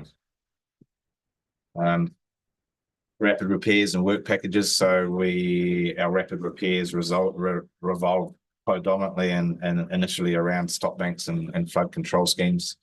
But our work packages then morphed into the repair of riverbank erosion. For example, Waipara River upstream of the State Highway 50 bridge, the Makaritu, and the Waipara at Walker Road. So first priority was the breaches, second priority was the scour and erosion sites, and then third priority was the riverbank erosion. So we'd finished repairing 11 of the 12 breach sites by September of last year, and the last was repaired by the end of January. That was Staplefords. That did suffer from months of high river levels, which restricted us from getting into our river beaches to extract gravel for the repair. So that was unfortunate. And the access across land into there was pretty limited, so we couldn't cart from a different source. As we've talked about, they were made on a like-for-like basis to the pre-cyclone 1 in 100 year level service. And they met all engineering specifications for compaction. So they're permanent repairs. We was talking to the pod system. The pod system. So yes, pre-cyclone, the projects team was a team of 5. And we were delivering around $1 million to $5 million worth of capital work. So our capacity to do the work was quite limited pre-cyclone.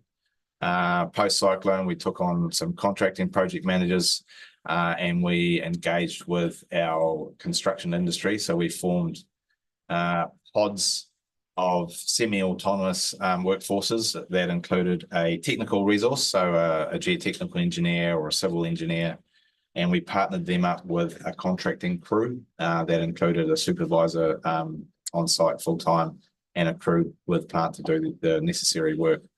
We gave them the specifications for the repair, including the engineering specifications, the typical cross sections, and then tasked them with doing their geotech investigations, coming up with a local design, and the contractor would then match a methodology with that design to affect the repair. By and large, that did mean local source for gravel for reconstruction. Within a week after it's actually by the second Friday after the cyclone, we had 6 pods in action. A week later, 12, and we maxed out at 20 pods to get the work done as quickly as possible. And as work was completed, then we were able to taper off in those pods. We had 7 or 8 pods in Central Hawke's Bay active at our peak to deal with the sites that we've identified. There's a number of other works outside of our main rivers that were undertaken. Makara Dam's repair and silt removal is probably the most notable of those. So we've extracted 60,000 cubic silt from Dam 1 in Makara and around 6,000 cubic silt from Dam 4 in that scheme. We've also undertaken spillway repairs on Dam 4. That does require building consent, so those tasks were run in parallel.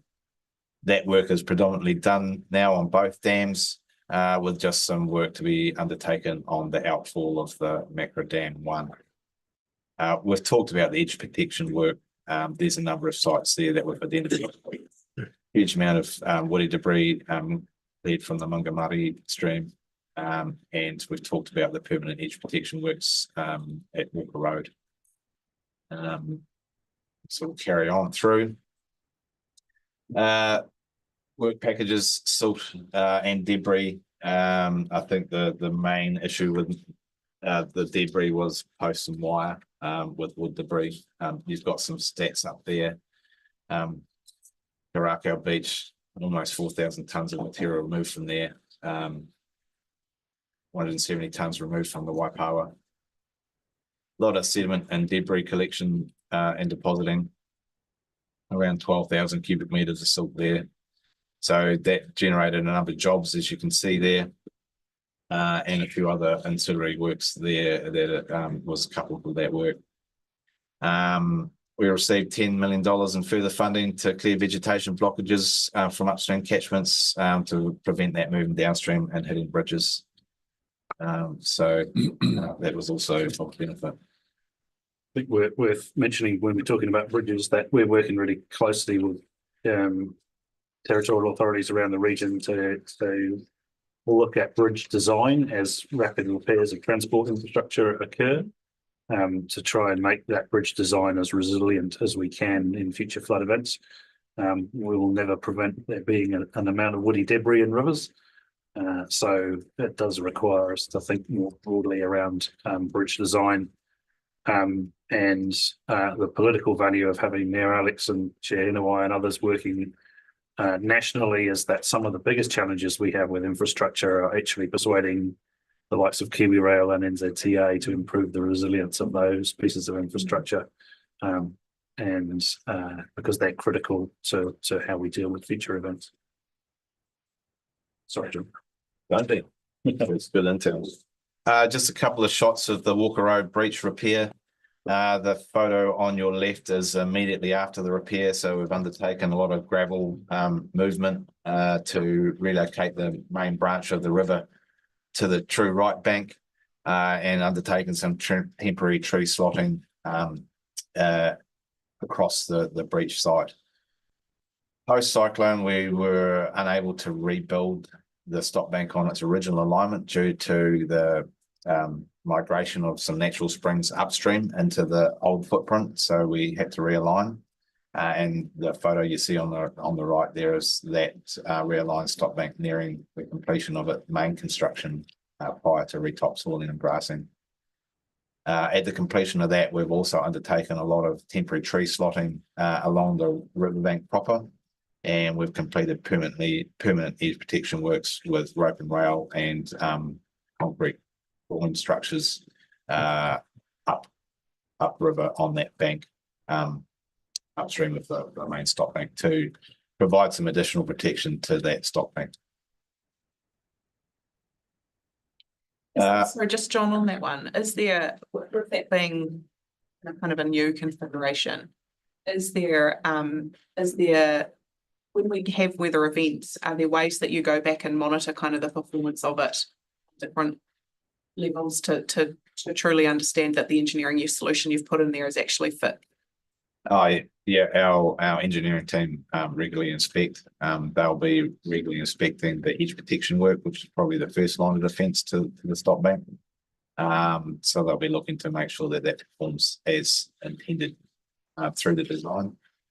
It'll be a progressive level of performance. The edge protection will slow water down on that bank, and by slowing the water down, material will accumulate upstream of it. That'll be gravel, it'll be wood debris as well, and that'll all help to rebuild that bank. So over time, you should see it progressively migrate out. They'll inspect the stock bank as well to ensure that it's well protected and performing as it should. Yeah. Coronation Park, this is a photo taken post repair, but pre the capping of that with a limestone track. We did our best to prevent vehicular traffic across that, but we were unsuccessful. So instead of fighting the tide, as it were, we kept it, just recognising that people were going to drive or ride or walk along there, and provide an extra level of protection from what we see there.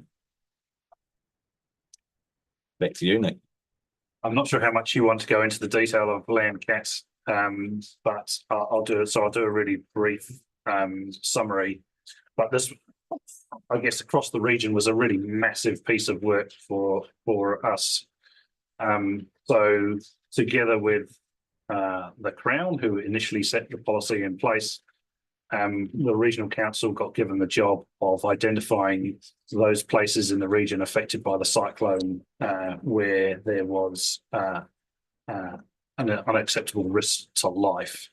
And very broadly, that meant that areas got categorized into three essential zones, if you like. So category 3, unacceptable risk to life, can't be mitigated. So there's no opportunity for us to be able to build flood mitigation to reduce the likelihood of future flooding that would threaten life. And pleasingly, there've been none of those areas for Central Hawke's Bay.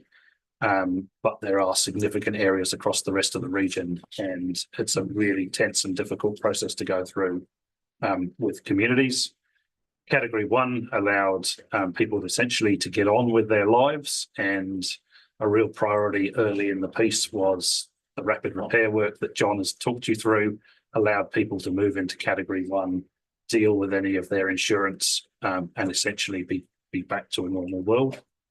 And then there was a set of categories 2P to 2A, which dealt with communities where there was uncertainty about whether the risk to life could be mitigated or not,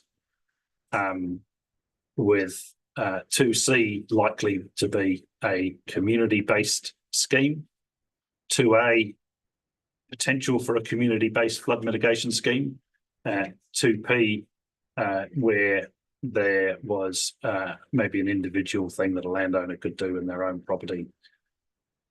It all flowed then through to government funding, and government was then willing to fund on a 50-50 share property buyouts for category 3.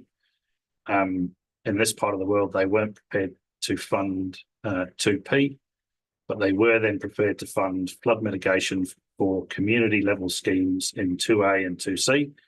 And Horongaho for you is the one of those. There are another 7 across the region. I won't take you through that. You can have that as a bit of a record, but if you've ever got any questions about land categorisation, feel free to give us a shout. And my colleague Jess Easton has been our legal advice through this whole process, and she's worked across both this region and Tairawhiti in terms of making sure that the process that was followed was robust. This is just to give you an idea of scale. So in total, in February, March, April, May, June, July, August, September, October. So in the 8 months post-cyclone, we, with the support of the TAs and including your team here, needed to go through this land categorisation process and go through 3,000 properties across multiple areas.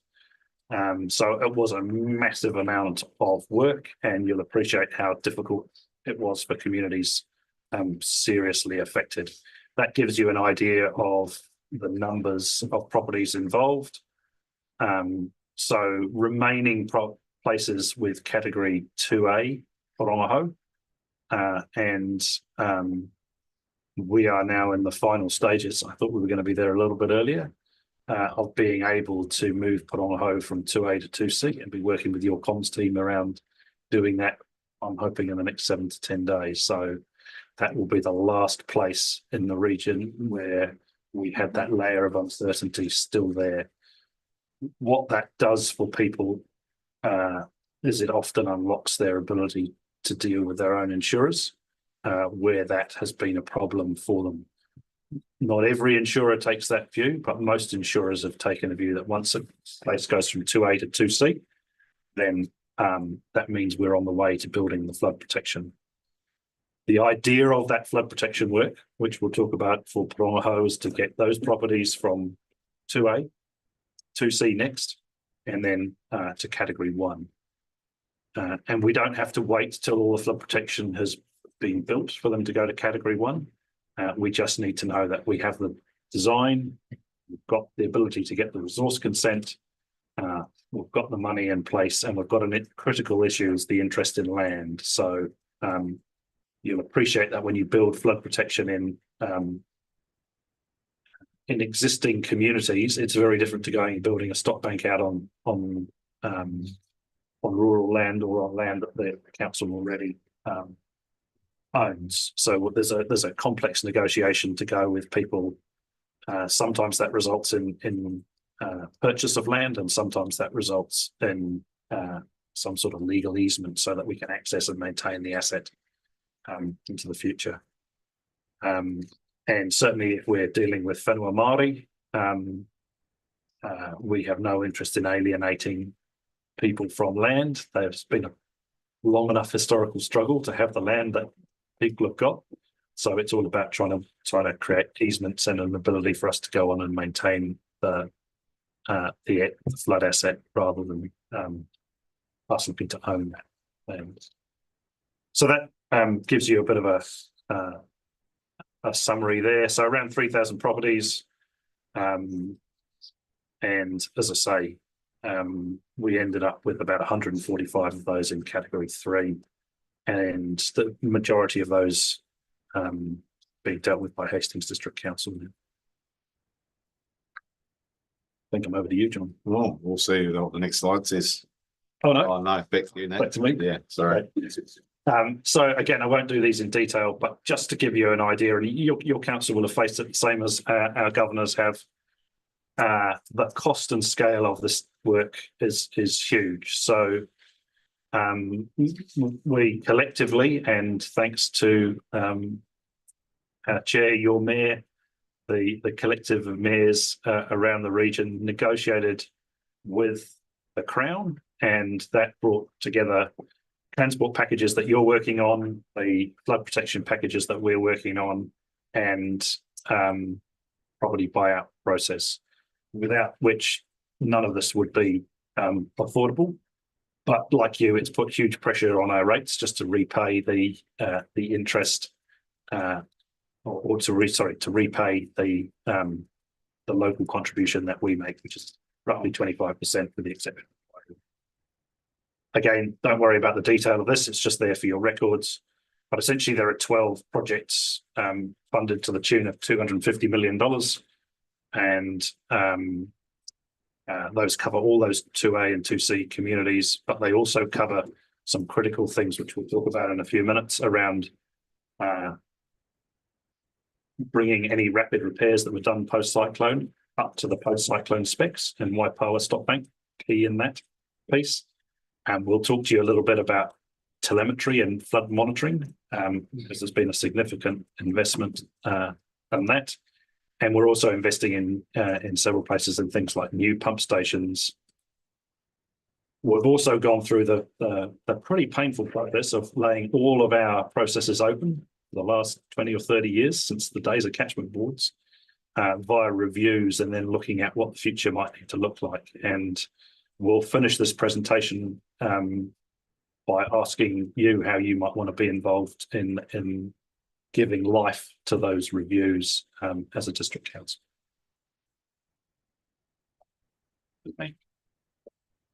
So where we're at now, we've gone through the program of work there. We have a huge program of work ahead of us. And as I mentioned, post-cyclone, we originally had a project team of around 7 or 8 people. And that wasn't going to be good enough to deliver the program of work that we had in front of us. So we've taken independent advice on how to deliver that program. And as a result, we've implemented an infrastructure program management office. So within that, we have dedicated project management resources of around 20 project managers. But we also have comms and engagement people. We have health and safety. We have procurement specialists, finance people, all dedicated to delivery of the program. And we're largely fully formed now, 1 or 2 vacancies still.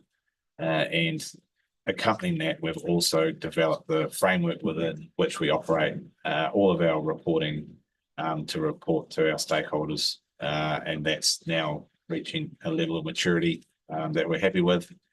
And all of our assurance processes essentially on how we deliver our program consistently across each project.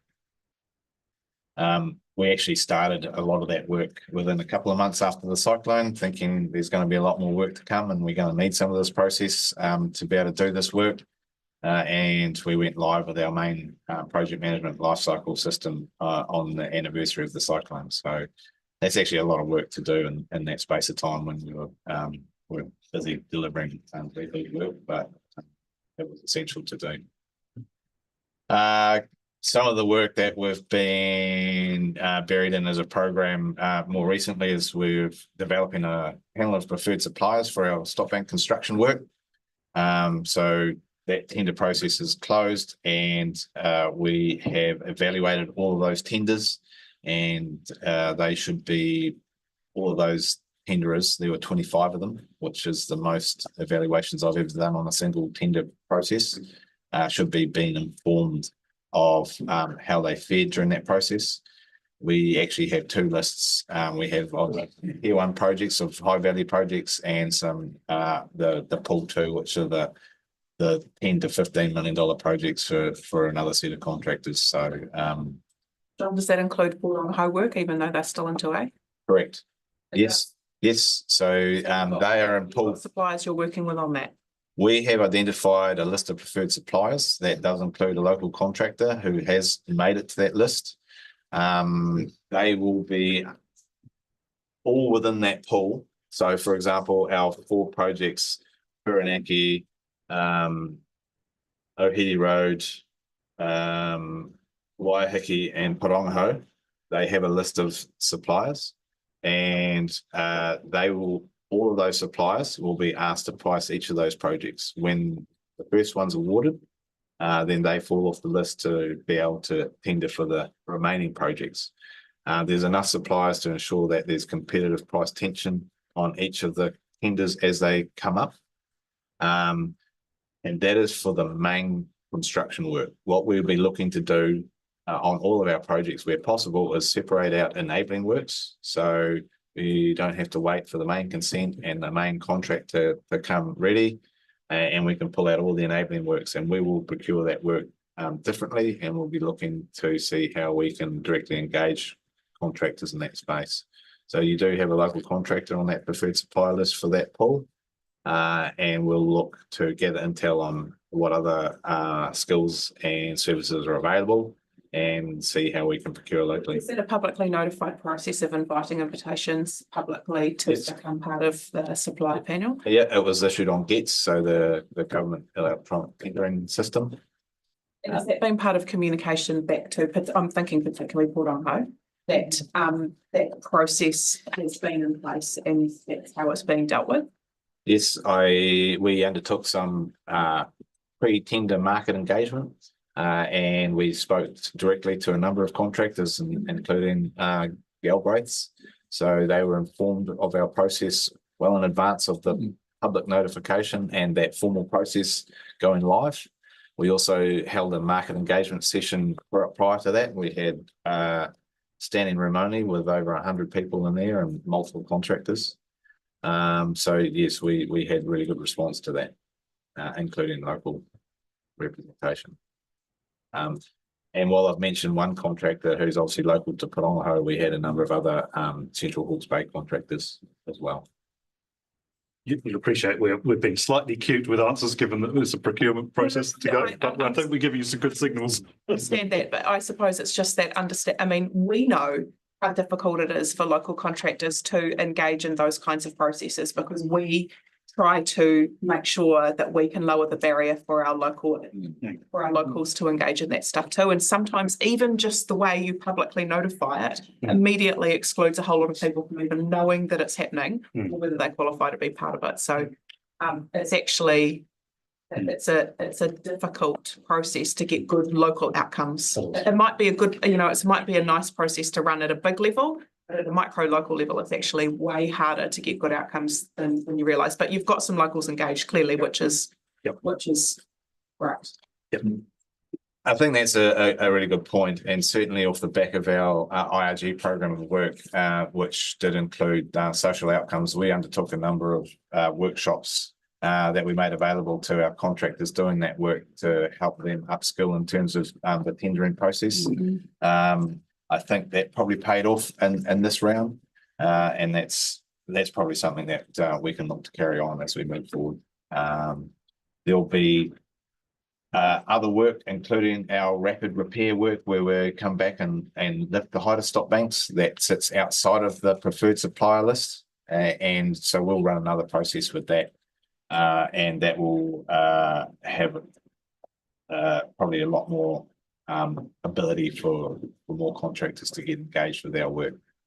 Yeah. So there'll be a second bite at the cherry. Well, I'd suggest that we make a deliberate connection between our team and your team on that, because we've got a whole lot of local contractors, subbies and operators who are in that kind of space who we're trying to work with around drainage and roading as well. And so we've been holding workshops to help them get through those barriers as well. So if your network's not talking to our network, then we're failing everyone. So can we make sure that we're connected on that at a local level? For sure. And because it sounds like a duplication, and let's make sure that it's not. Yep. And I think your support as we have conversations with the Crown, as you'll know, they often just want us to do it as fast as possible to the biggest contractor possible. And so like you, we balance those tensions. Assuming that those companies can do it cheapest. Big assumption to make. Of course. So just on that point, we don't score our evaluations on price alone. So we're not lowest price conforming for our tender process. We have a weighted attributes approach to our evaluations. So we look at relevant track record. Have you done the work before? What are your skill sets in doing this work? What would your methodology be? So certainly in my experience, similar contractors will have entirely different approaches to the same work. So we score on that. We also include a progressive procurement in our evaluation criteria, which involved local presence and engagement or employment for Māori and women within the workspace. So we have included that in our criteria and will continue to do that. Lowest price isn't necessarily the best answer, as we have all experienced, no doubt. Cool. Covered that slide. Back to the IPMO, as part of our framework, we've set up an assurance structure. We won't go through this in too much detail, but that shows the escalation and reporting framework from our project team through our program leadership team, to the program board, to the program steering committee. We are also on the side there, we have our technical advisory group that we assemble when the need arises, so ad hoc to advise on any technical matters. And that escalates up through the chief executive. We also report to a number of committees within our own council, and obviously we report here through this presentation and other councils. So maybe you've all been waiting for this, but the Parongaho flood mitigation project. So we have a $13 million approved funding envelope for this work. A number of solutions or options have been considered that include stop bank, flood walls, sheet piling on the township side, raising of properties on the southern side, including the Marae and Matua flats, and earth bunding to protect the Urapa. So we went through a lot of optioneering around that, and those are the solutions or the parts of solutions that have been landed on. So no one single solution is available for Parongaho. It is a blend of all of those components. Done a lot of modelling, we've done a lot of site investigations, and the design is maturing.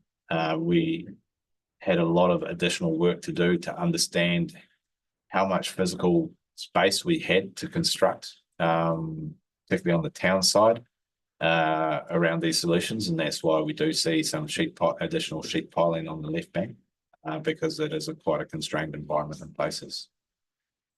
What it does mean is that land access is required on 18 properties, and we will be looking to deliver this in the next 3 to 4 years.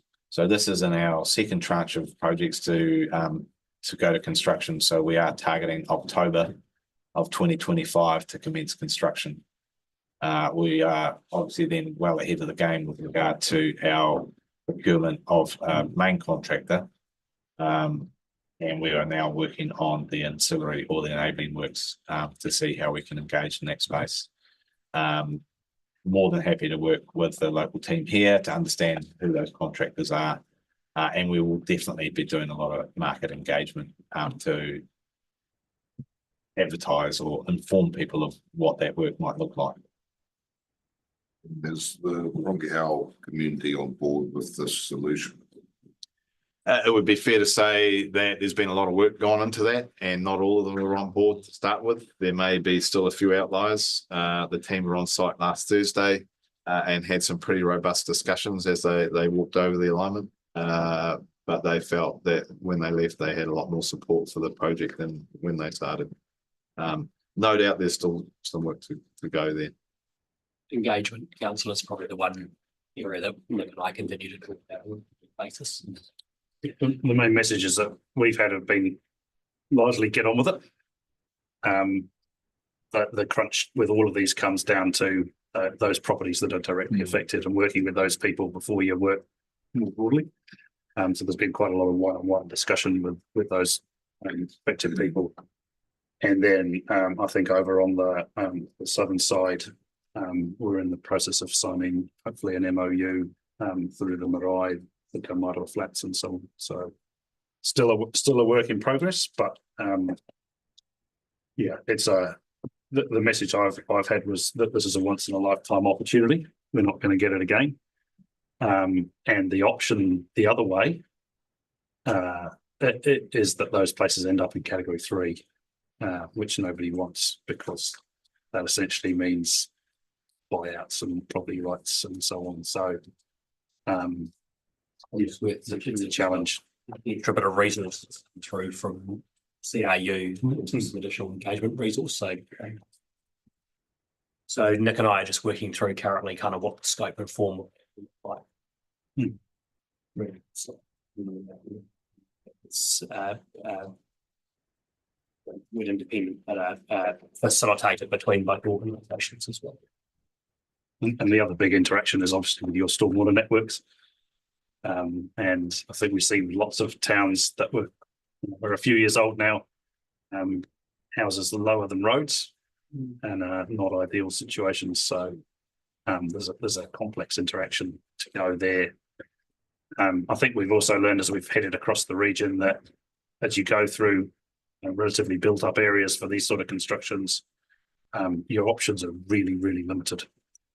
And in Porongaho, one of the real challenges is that to do both sides of the river just makes the whole situation worse. So you kind of got to take an option of potentially stop banking on one side and then lifting and raising on the other. And those are the horrible sometimes trade-offs that you have to make. So yeah, but I'll let John take you through the draft. We'll touch lightly on this slide, but I think just to add to what Doug has said, comms and engagement is by far our most critical task within all of our projects.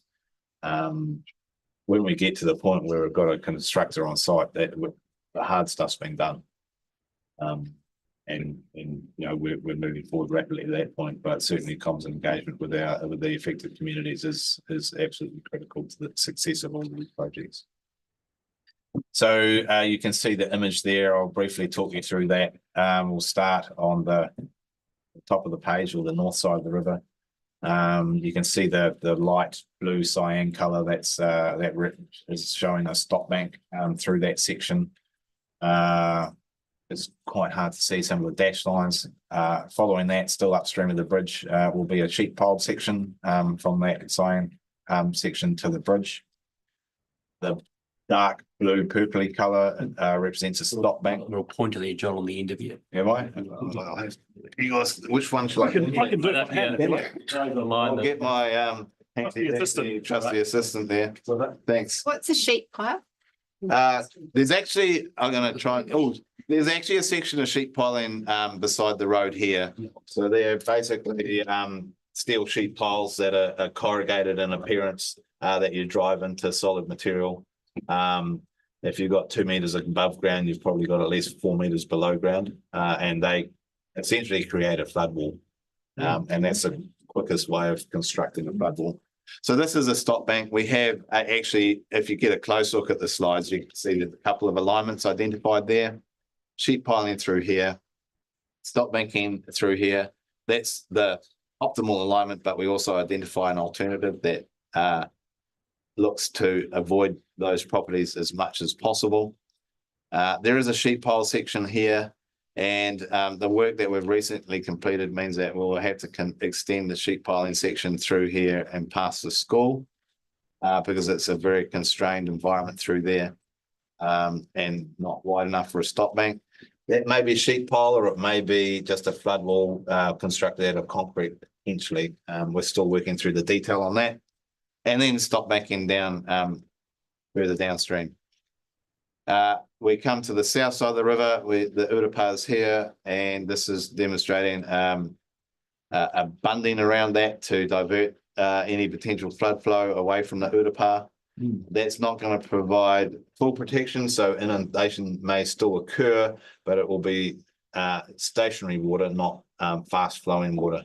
It's the fast flowing water that creates the erosion. And then a circle around here, Kamatua Flats in the Marae, and those properties are to be lifted as part of the solution.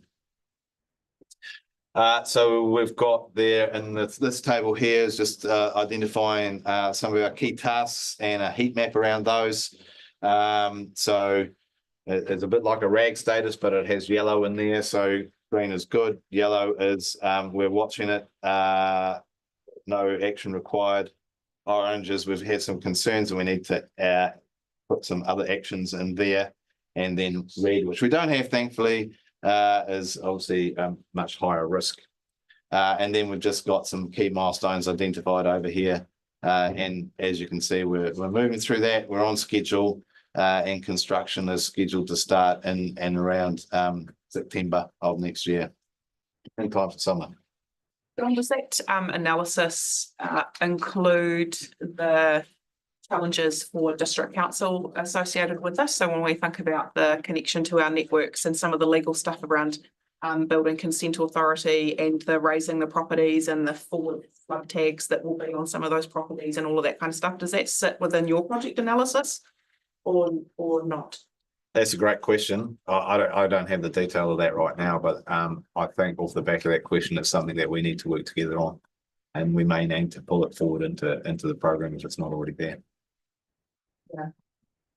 Because there's been a growing partnership operationally in terms of the conversations and the sharing of information, which we've seen a real step change in, particularly around some of the technical information being released by your team to our team to help them see, where some of those things are at. But I suppose we've never had a joint project structure that shows that actually risk and mitigation actually need to be looked at together. And so it's just, it's been kind of, this is regional council's lane, this is a district's council's lane. We kind of talk about some stuff in the middle, but actually is there anything that we share in that? And it's been very separate in terms of that project structure. Probably a natural progression of the project. So we've been looking at concepts today as we confirm the solution and all of the sections and what's possible. Then we move into preliminary design where we start to understand not just the immediate solution, but what, if any, ancillary works are required to support that solution.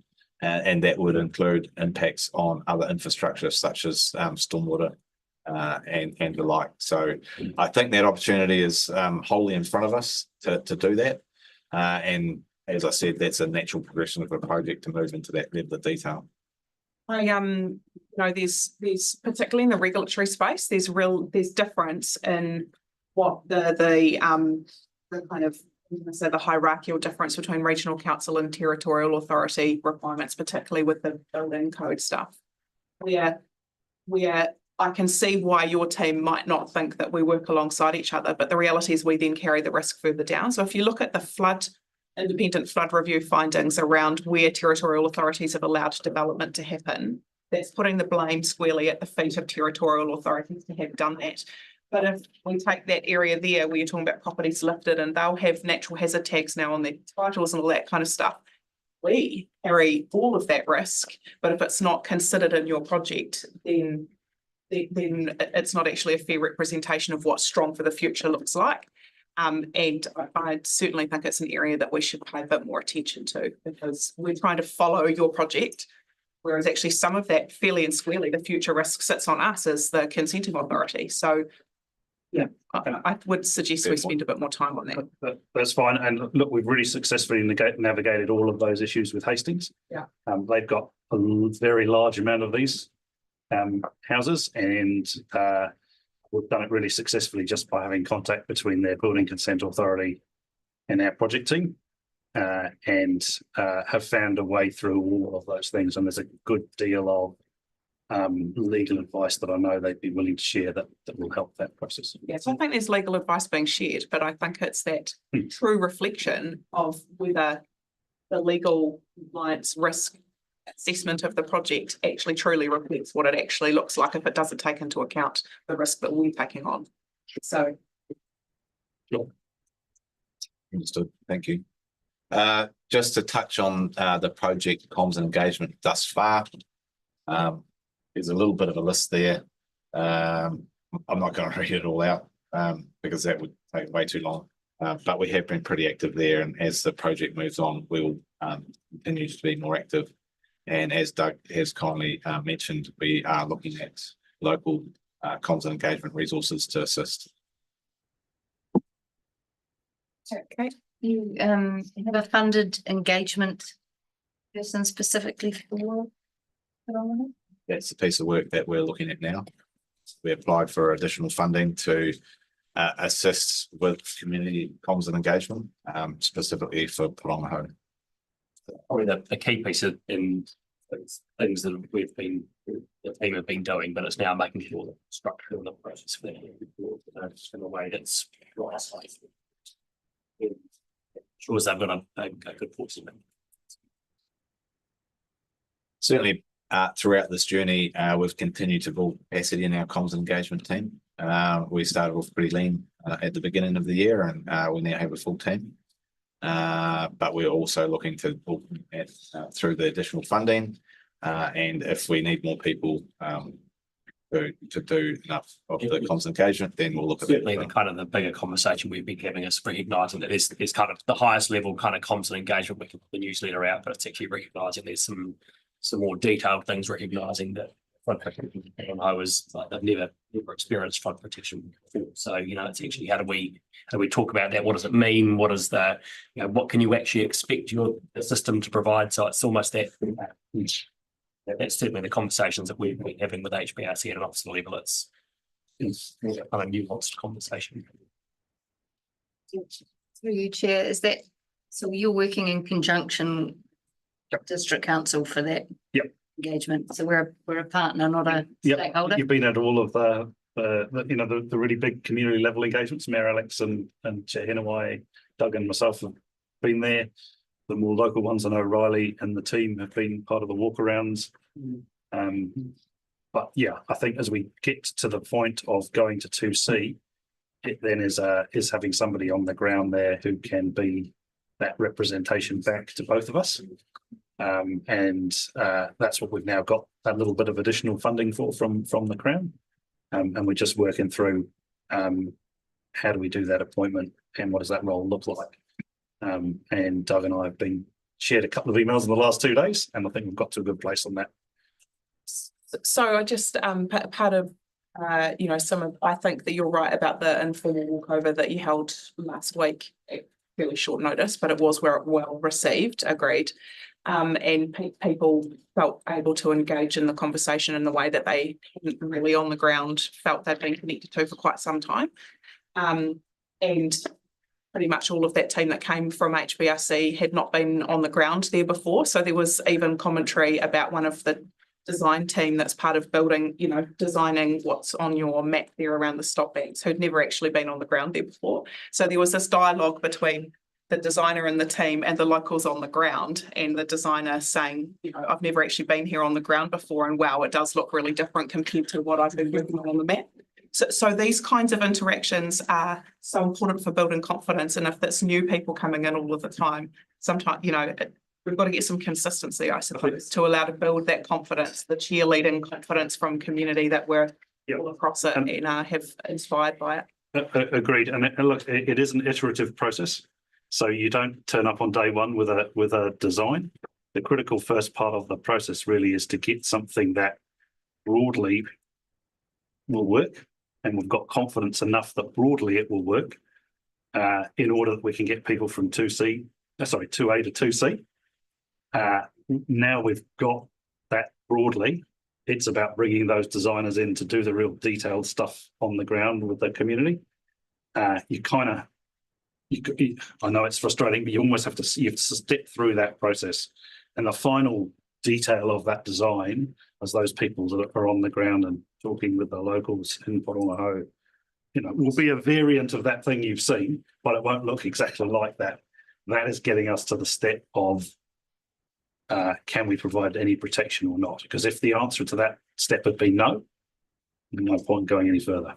Yeah, it's a matter of not over-investing effort before you are certain that that solution can be implemented, particularly with regard to the physical environment.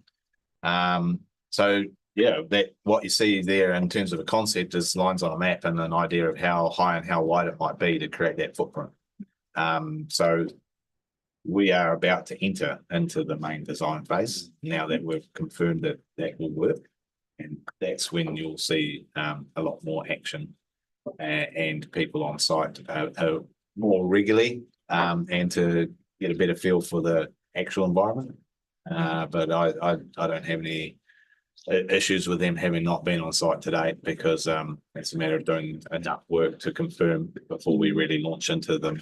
But, yeah, It's been challenging working through main categorization first, and then to come up with concepts that may work back to the community. And I think it's probably good to highlight how we interact with the government on these projects, because it's not, you know, there's a misconception that also regional council, our district councils are provided this NIWI funding, you know, all up and it sits in a bank somewhere, and why aren't we getting on with the work? But it's actually more progressive than that with these monthly meetings with the Crown agencies, ensure that we're stepping through project management until we unlock the next phase of funding to do the next part of the project. So I guess my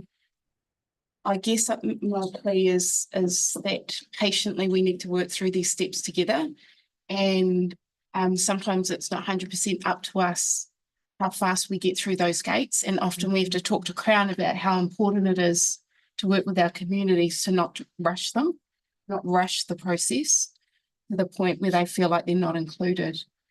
So that's just the dynamic and the environment that we're working in with these projects. And I can appreciate with your roading network and your bridges that you have to do exactly the same thing with the Crown funding.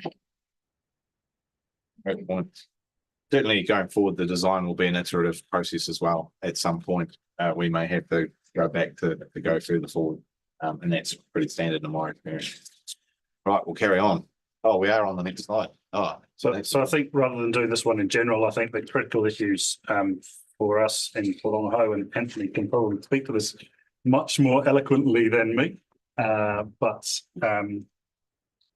it's about that relationship with Ngāti Kere, with the Marae Committee, and with the trust that looks after the Kaumātua flats.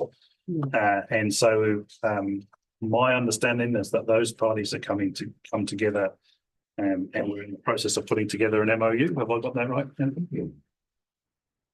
Do you want to say anything? Just really short. So, but most of you know David Tipenilich. So he's representing the Ngāti Kere Authority and the Māori Committee, which is the flats. So we've got Kyle Maramakani in that area. And unfortunately, I'm still the chair of Marae, so I'm representing those groups. So we kind of banded together to head for that southern end. And the other big issue is it's all Māori land. And so you're in an opportunity to be a bit more bicultural, that whole framework that we're working around. So exciting time for Pōtangahau. Okay. And I think whilst there's a really genuine conversation there that's really critical, we should think as we get into the really detailed design, some of the structures that get built, like you can have a blank concrete wall, or you can have a piece of concrete that represents the whenua on which it's being built. And some of those issues I think are really critical to what this looks and feels like for Pōtangahau at the end of a process. In a previous life, spent time with an organisation building stock banks, and it's a hell of a difference when you build a stock bank. There's a straight piece of concrete and a piece of stock bank, in this case, that was based on tuna, and that because in that particular place tuna were key to that hapu. So I think there's some real opportunities to think about how we do it and how it finally looks.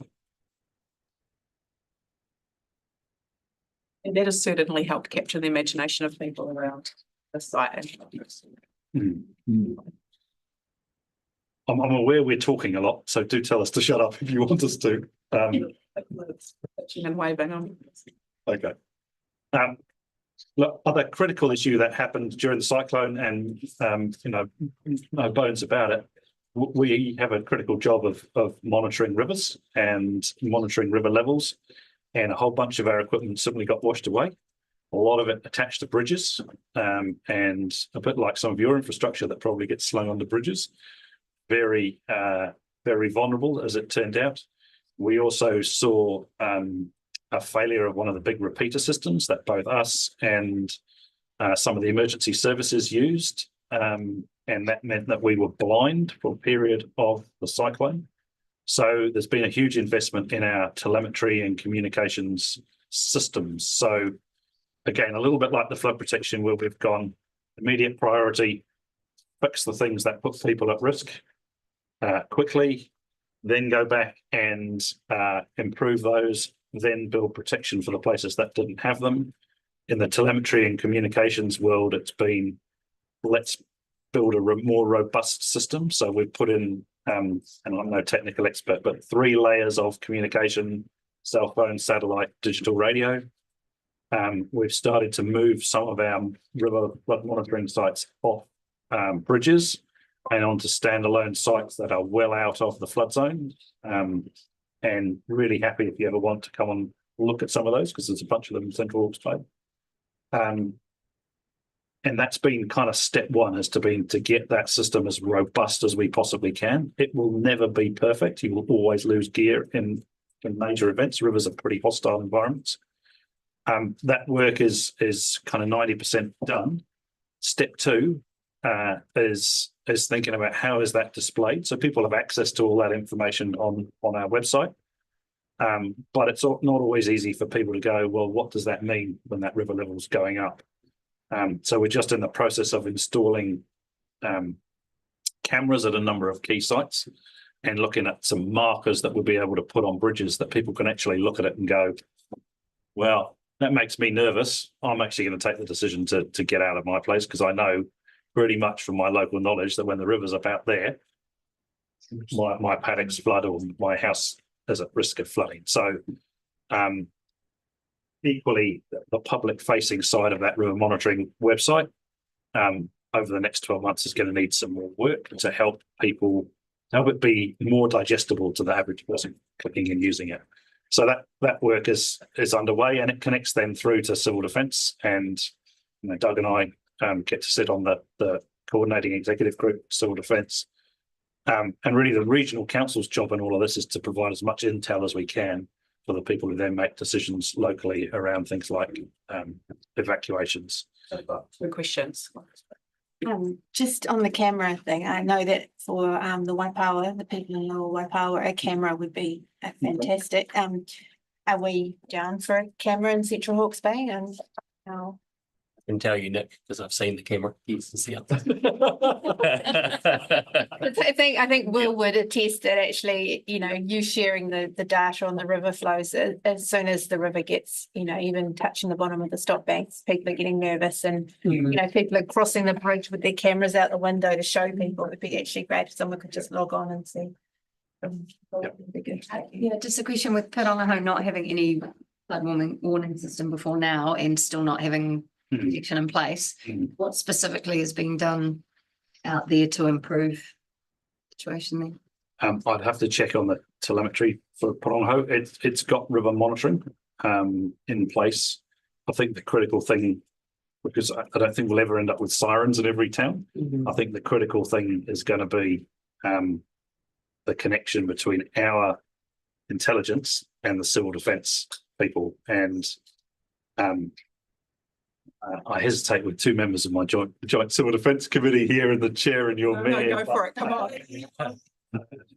I think the ethos that civil defence is looking to follow, and Doug and I are involved in helping to do the operational transformation of that, as really about it being community based, locally enabled by yourselves as the territorial authority, and then coordinated regionally by the group office where you need extra resource to be brought in and not. So that connection between our flood forecasters and your civil defence local controllers, and what role does the group office play in that, is something that we're thrashing through the detail of now. And I think it's not perfect yet, but it's a whole lot better than it was. Through you, Chair, Your Worship. The other thing was just in regard, we heard quite strongly from some locals that, the earth turned to, the world turned to crap in the cyclone, but if they'd in a perfect world, they could have warned Pirangaho, they could see the river coming up, further up, but there was no way to, so it's just that using that local knowledge to Agreed. got some of that local intelligence as we start to exercise those things again. So even, the level of protection that you have now will be different to once the flood protection's in place. What the monitoring that we need then, that will also be about how we locally work with community from an emergency management perspective as well. I think the thing we really like too as well is that when the rest of the world went to shit, the community that lost everything in terms of limits and telemetry and got literally nothing was Porongaho. And it's really clearly was one of the most heartbreaking sections, I think, in that independent flood review for the region was actually about that. So it's really easy for the attention to go to some big stuff's kicking off, but actually in Porongaho that warning monitoring thing is literally the only thing that they've got that the system can help them avoid the disaster. So let's make sure that they become the top of the queue to look at rather than the bottom of the queue. And I think that's some of that mindset. That we all need to have a system on. Agreed. And I kind of reflect on what happens in a tsunami warning. The most basic message is, when it shakes too much or whatever, it's strong thing, get gone. That doesn't rely on any one of us as an institution telling people what to do. It's a basic message, and I think it's more complicated if you go right down to Hastings and Napier, because if you get 100,000 people deciding to all do their own thing, it gets gnarly. But in a place the size of Porongaho, actually people making their decisions based on their own local knowledge, but also things like cameras and monitoring is a really useful way to go. And I think there's a misconception over many years. And I used to live in Palmerston North. I lived behind a 500-year stock bank. You feel completely safe, and you forget about the fact that there's a river there. Whatever we build, wherever we build it, it's built to a level, and Mother Nature, Taiao will at some stage has the ability to overwhelm that. And I think we need to be really honest with communities that none of these systems in terms of physical protection are perfect, and they are always vulnerable to getting overtopped. Nick, I'm just wondering, that's a really great segue into the Upper Toki scheme review. I think it might be helpful if we kind of fast forward a little bit into some of the details of what that's found and kind of how we're seeing the next steps. Okay, back to me. So yes, we have undertaken a scheme review for, all of our schemes are under review. There's a list of key objectives there. So we're evaluating the current level of service of the scheme, identify opportunities for improvements and make recommended changes, address any emerging issues that may affect the scheme, climate change, land use changes, look at the over design event and how they might be any effects of the over design event might be mitigated or managed, effects on lifelines, infrastructure, and development of mitigation options for over design events. So we're working through that program now. I think all of our schemes are now under review. 5 have been completed, 3 are well progressed, and as I said, the others are underway. It's a bit of old hex there, but I do know that that last tender has now been awarded. But when we say underway, as we'll come to in a minute, it's the technical pieces underway, not the bigger, wider engagement on what the hell do we do about it. And that's a good point. They're going to look at all of this from a technical perspective, and they're going to identify options.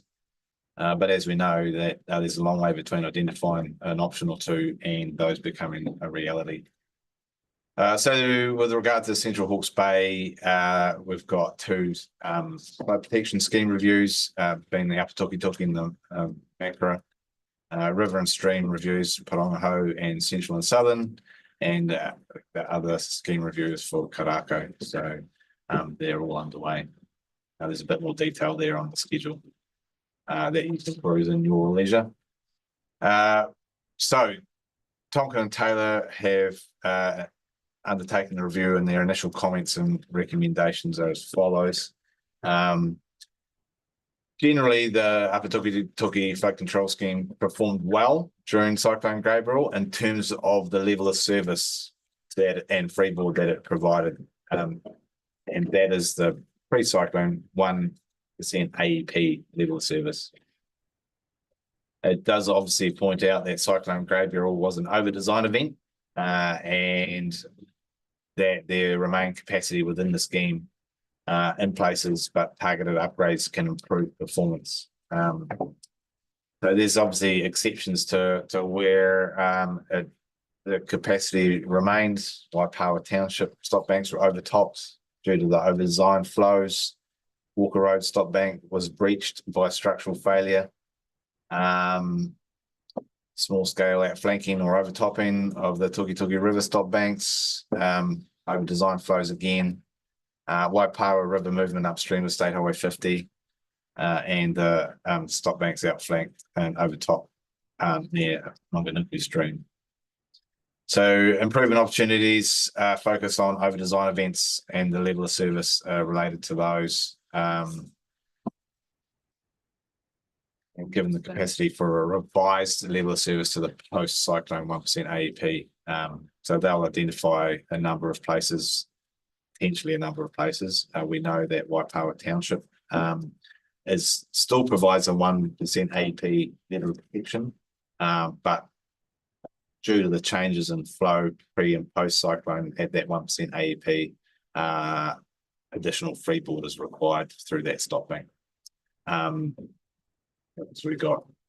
Is that so? Just on the Waipawa bit that you mentioned that you've got there in terms of the overtopping, does that mean that up here at Coronation Park, where that was the first bit that pretty much sent the river through the town, that bit was an overtop, not a structural failure? Is that what you're saying? Yeah, overtop due to the design or the actual river flows being over the 1% AEP design flow. Yeah. Yeah, So over design. Too much water. Design for. Yep. Okay. And that's the real crux of the challenge ahead of all of us, and including, communities here, is when we get an event that is over designed, so bigger than the stop banks can cope with, where do we try and send the water, and then what? And I think that's something that the whole country is wrestling with. Then what?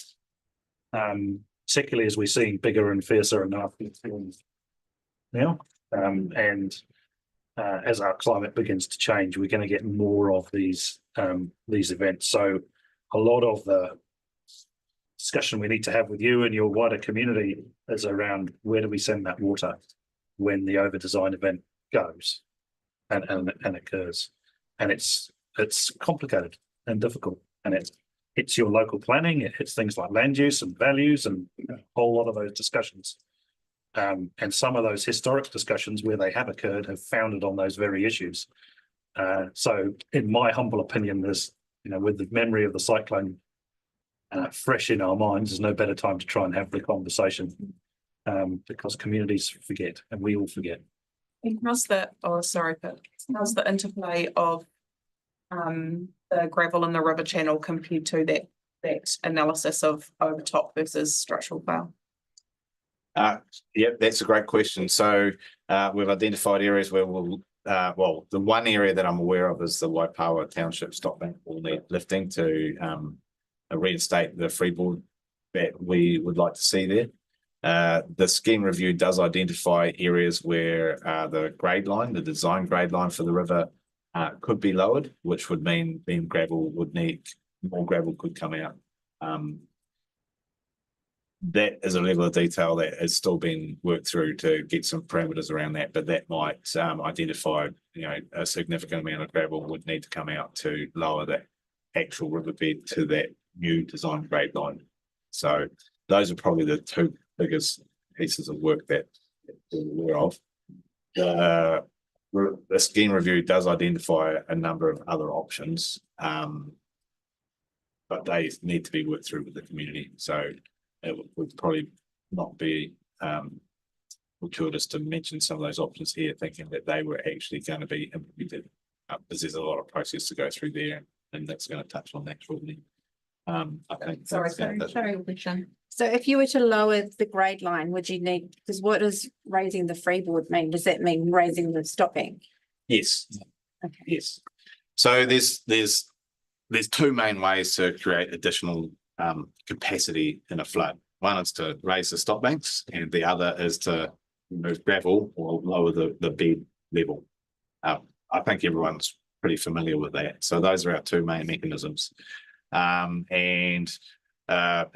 think it's probably depending on access, raising stop banks can be a lot more time consuming and labour intensive than removing gravel, depending on access to those reaches and how much gravel is required there. I think there's a double benefit if we are at the point of lowering the grade line and removing gravel. The industry is going to need plenty of gravel.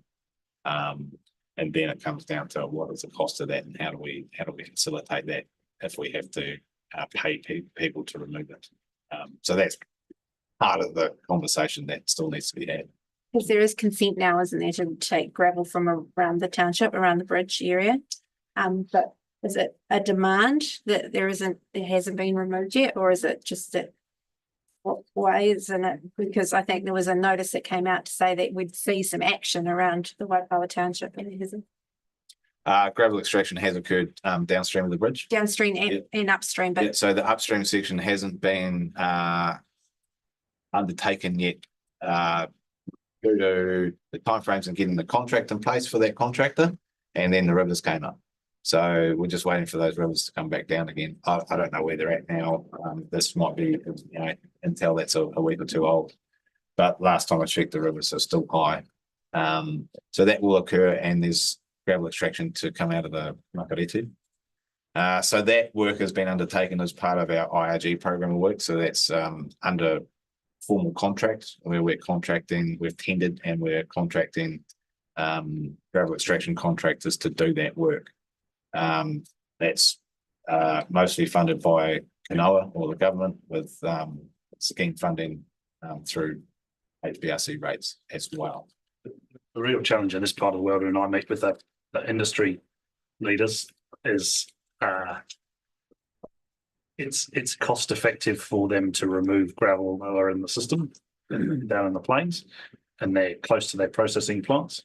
They find it's not cost effective in terms of transport costs up here, which is why we've had to go looking for actually paying for the gravel to be removed. The Crown helping with that has alleviated some of the burden on local ratepayers. But that's the challenge in this part of the world, that the industry demand isn't the same because of the transport costs. Yeah. Prior to our IRG program of work to extract gravel, industry was still extracting gravel, but they would take it from the areas that were easiest to reach, so therefore lower costs. And that generally means that in those harder to reach areas, either because there's large swathes of private farmland to cross to get to the river, or the access just simply isn't available, gravel can accumulate in those places. It's not as simple as that, because gravel will migrate downstream in fresh events, but there's got to be space for it to migrate to. And certainly as a result of the past CNG restrictions, it was more difficult to take gravel out from the confluence of the Manganuk down to past Walker Road. so you can't, as a regional council, influence, like say, okay, now I want you to come up and take it from Lapatukitu. Only by paying, and that's got to be funded. But if you closed, yeah, okay. Yeah. So all gravel extraction does require an allocation from HBRC. We hold the global consent to extract gravel from the upper Tukituki rivers, and then we allocate gravel under an authorization that transfers those consent conditions onto the contractor to meet to extract that gravel. So there is a bit of a process there, and we do survey the rivers to determine where the gravel is available in relation to the design grade line. A lot of technical stuff there, something like that. No. We're So John, just further to that, at present, and just further to what Councillor Aiken said, gravel extraction at the moment has stalled. And in talking to contractors, because I know some of them, it's not economic for them to take the metal out. So what our communities wanted to know is, what is the ongoing plan for extraction, continued extraction, because that was one of the biggest problems with the flooding. It's not putting up, if you're going to put up the flood bank, you're actually still holding in the gravel? So as I mentioned earlier, we have remaining funding in our IRG program to continue to extract gravel beyond our target levels. So we're halfway through tranche 4 now. This is the council driven program. We have tranche 5 that we're planning now, so that will see some more gravel extracted before our funding is fully utilised. And beyond that, the scheme review will inform what else might need to happen, but there's private extractors can apply for allocations from HBRC to continue to extract gravel, as they have done in parallel to our IRG program. And as I imagine they will continue to do, because there's still a demand for that gravel, so they are still able to take that gravel out. Mountains of metal as we speak on our property, on plenty of properties, and they say they haven't got a market for it. So that going forward, to me, spells alarm bells for what extraction looks like in the future. So where it's not driven by the market, essentially the only option is that it's paid for by ratepayers to remove it, or paid for by taxpayers. At the moment, we've got funding for the taxpayer to contribute the majority. But if it continues, the level to which it continues in the future, it becomes a cost to ratepayers to do it, unless that market exists, essentially. Okay, so we've got a couple more questions on this one, but then I think we probably need to think about what do we do with that information and those kinds of questions, Jerry, because that's kind of what the scheme review process is going to have to try and solve. That's okay. And then Kelly. Yeah, I had two. One relating to this as a result of Councillor Byrne's question was in the follow on that if the demand is there lower down, can you not close lower down and make them come here? If the demand is there for the product, stop the easy product and make them come here. Is that not an option? No, it's driven. That's driven by that stuff is driven by the market. They need to decide whether they're going to put their processing plants.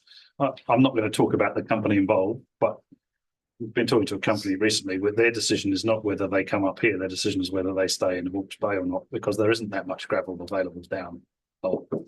So they are making commercial decisions. We're not going to be able to drive that market. And force them to come up here and then transport metal kilometres and kilometres to where it's needed. So those dynamics, need to play out as they need to play out. We are very clear with all of the big metal extractors or metal users that there is supply up here. But they need to choose whether to use that or not. Otherwise, we're coming back to the council having to pay. And what we've done proactively is we're essentially paying for it to be extracted in this part of the world because the commercial demand is there. It's something that's kind of been grappled with here for ever since they put the scheme in. Gravel plant has been something that's been grappled with. Nobody's come up with a solution yet. So, Kelly. Yeah, hi. I was just wondering around, you said that for gravel extraction to happen without the market driving it, it would need to be rates funded. I get that, but our rates for lower power and for our place in Waipago have tripled for regional council, based on a year's worth of conversations with our community and consultation, not only a cyclone around that stuff and solutions that was said by our community. Gravel's the problem, gravel is a problem, gravel is a problem, it's a priority for us, it's a priority, gravel is a problem. They were often told that it wasn't, that the data doesn't prove this. We now have a report that says that actually it is an issue.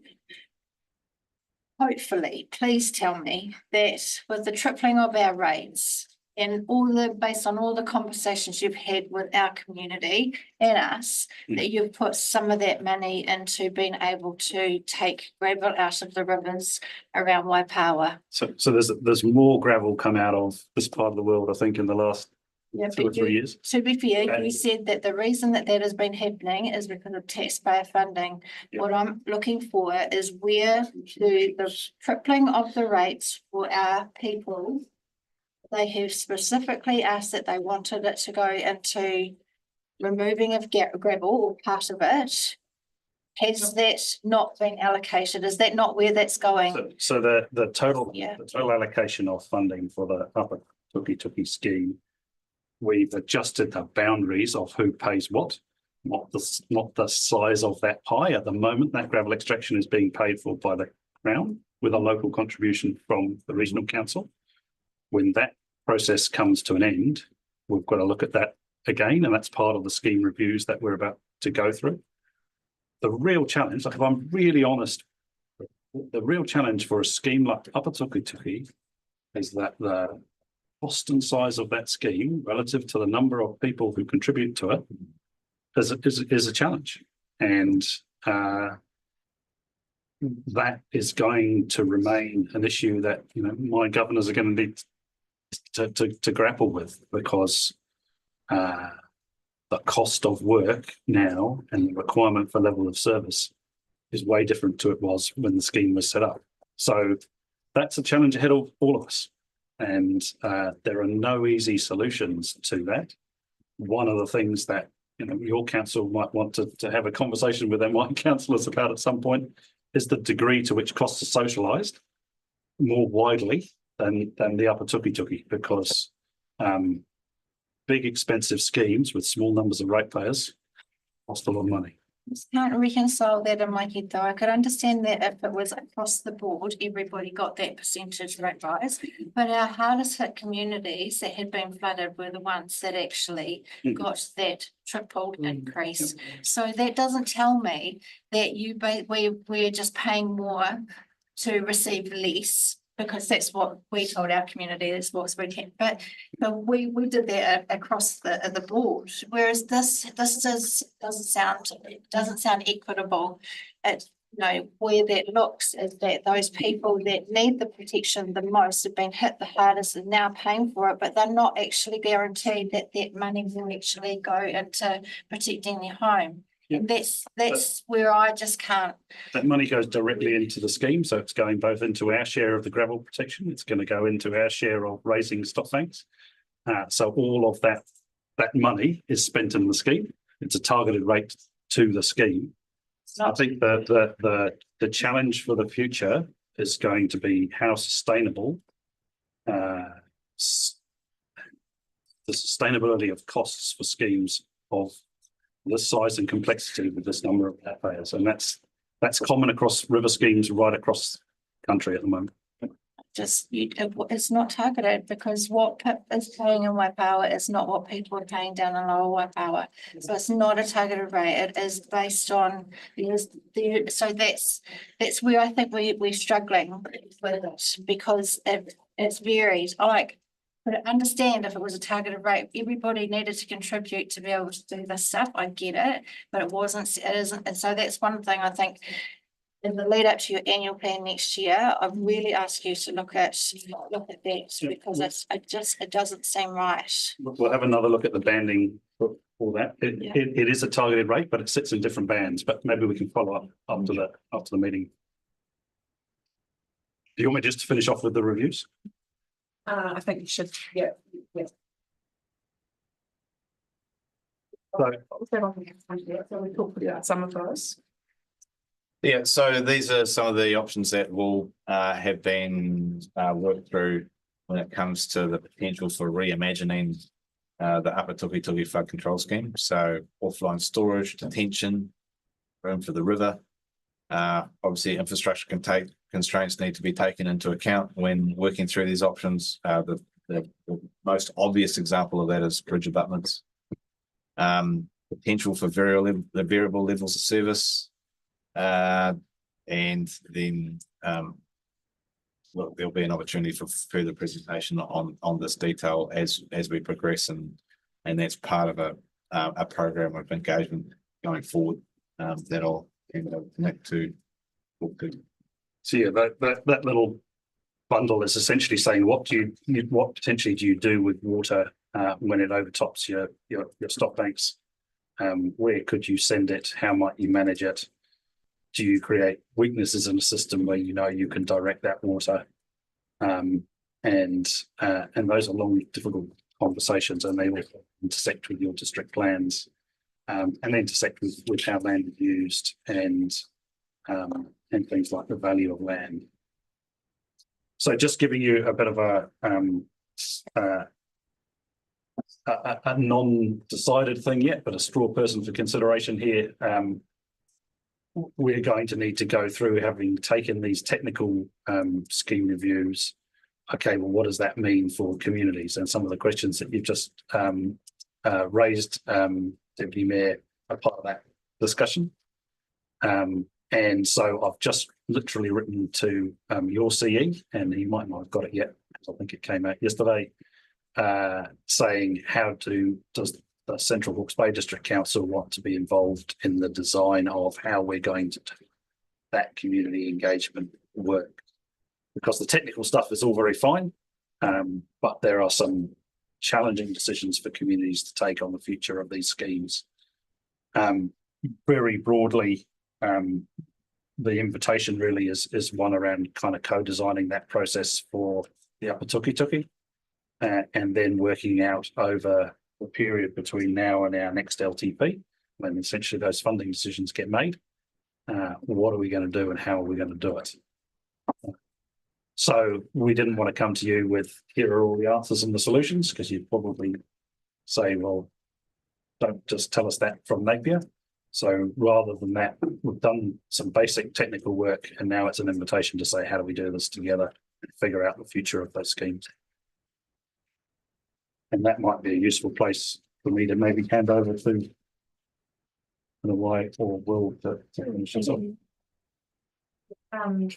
Yes, so it'd be quite good just to talk about what this means in terms of what you see, because there's something clearly here about what you see a role for us is, but we're quite good to understand.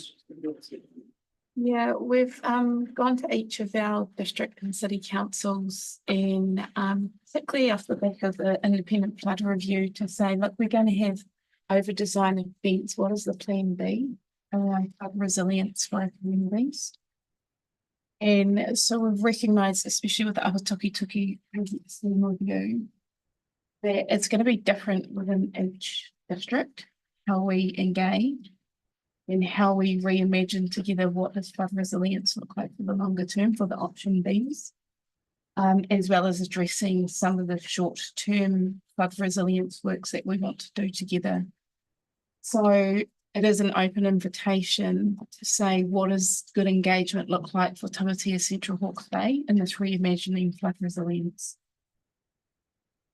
And so we don't have an answer to that, but we invite the conversation, how we do this together. And that straw man really are just indicators to say that long-term plan, as we all know, is a key point in which we put big programs of work forward. So it gives us a bit of time on how we work together on that.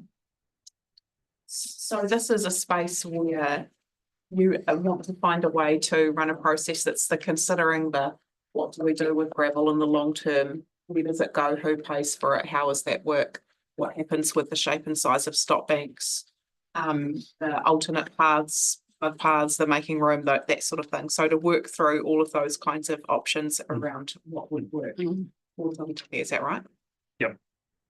So we'll carry on doing the no regrets things. So carry on with the current gravel extraction, carry on with the rebuilding the freeboard on the Waipawa stop bank. But this is about the future and how do we manage floods that are going to come to us with potentially increasing either severity or frequency. Would that include the outer scheme, the Upper Tuki, the outer scheme area, like further upstream where we've got major problems with vegetation growing in the middle of the rivers? You got 30-foot trees in the middle of the rivers that are helping take out our infrastructure, but also farmland. So where are we heading with that? Because farmers are too scared to go and do anything because they get fined. So where are we heading with that? Because it's so maintenance really. Yep. So at the moment we fund work in rivers where it's funded via a scheme.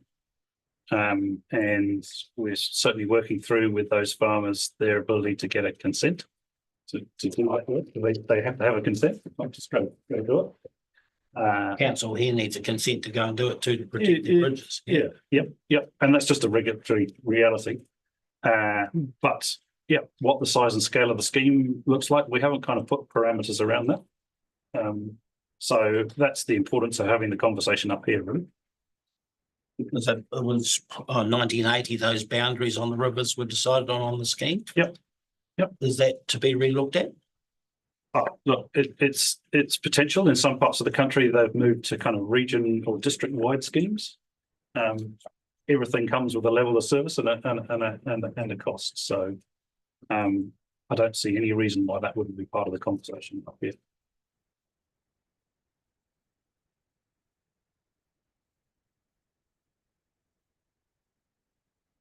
Questions for other things.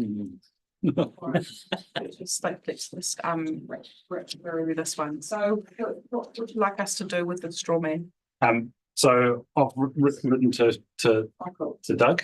Yeah, right. And suggested we're looking to use potentially a guy who's helped us a lot with a similar process for coastal hazards. That was done jointly by the territorial authorities, the community, and the regional council, to work with your staff here to develop a bit of a process that can come back to your table and to my members' table. So do that co-design piece first and then come back to you with what that might look like. Right, so the actions on us to come. This is what. So it's identified a couple of staff, but there'll no doubt be an internal scoping piece as well where our team work out what that needs to look like. Okay, good. The HBRC system. And just in terms of that question that Kelly raised around the connection between the work and who's paying and the anger and hurt that sits particularly in Waipawa on that, and how we get and how we see a way for you guys to get across how that's communicated to them and with them around what that looks like. That's actually really, really important. And how can we see some steps forward on that one? It's challenging communication in that space. Space. And just to answer some of Kelly's question around our annual plan, there'll be another review on that front before our next annual plan. That's the step that we need to take. Kelly's got questions that I want to do. Security. Pretty big thing. We talk about floods, droughts, water security, and I was just looking at the paper that you sent out yesterday, talking about it, but it doesn't actually say much. It's just, I mean, we've got the Sky team up, and I've looked at it and gone, I don't understand that. I can't figure it out. So is the paper going to come out and actually say, is the water underneath the Rio Tinto plains and where is it? And just show it in more layman's terms and all the stuff I've been looking at, I can't figure this out. But the other one is, we've got the hearing in the Hiratonga that you're over allocated and you're wanting to pull back on the allocation. What does that economically mean to our communities? What's that look like? We just had a job in GDP negative 0.2 has come out, so we can't afford to pull back any more on our communities than economics that's going to create if we don't have water in those communities.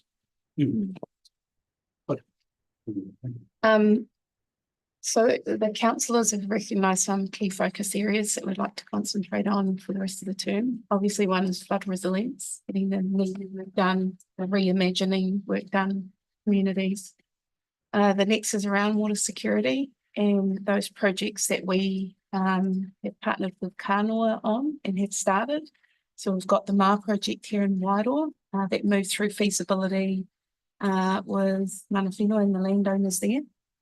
The other is a Hiritonga storage scheme. So that's gone through pre-feasibility staging. And then we had our water security assessment that went across the whole region. So those are the sort of projects that we're focusing on to deliver, to continue. In terms of down here, and I know you're involved with the Kororo scheme, storage scheme. which is great, and we'll love to hear how that is going and an update on that. But you know, that's what we're concentrating on at the moment, given the amount of work we have in our flood resilience package that we need to deliver on for our communities. So that's just a bit of a broad update in terms of where we are in terms of policy and the tank plan change that you mentioned around water allocation in Heretaunga. I'll just hand that over to Nick really to discuss how that's come about and the fair and reasonable methodology process that we're going through at the moment. Yeah, I think that all of those allocation decisions are currently in front of the courts. So I'm not going to go and head through lots of detail. Beyond, I think there's three kind of elements to our future water security. One is we do have to get better at use, and there isn't a limitless supply of water sitting in either rivers or aquifers. So there's a reduction in more efficiency around takes. There's storage, and you know there's schemes proposed for up here, and schemes proposed down in Heretaunga. And then there's looking at as well as reduced use, it's looking at the efficiency and effectiveness of use, and that works for both big irrigators, but also works for territorial authorities in the way that water's used, and you know the potential in time for things like water metering to be in place to help manage water leaking out of systems at the moment.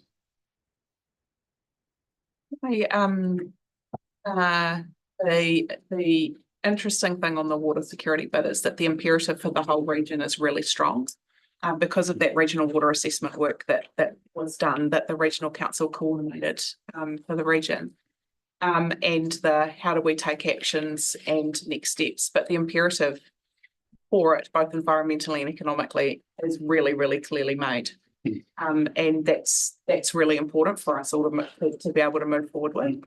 But it's also that question that you just asked about the data like SkyTem. So that was part of that water security package that we supported, you know, regional council to get done. But what is the value, you know, where is that information going to come back in plain language that makes any sense, or is it just never going to? Is it always going to be a technical piece? Just what does that mean? Look, it only came to council the other day, and I wasn't actually in that meeting, but I'm happy to get the team.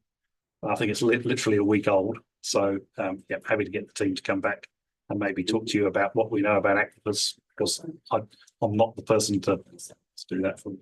And I think the other point on that sharing knowledge and information is that the reality is that a lot of what Heretaunga is going to go through around this water reallocation is exactly what happened here more than 10 years ago actually now.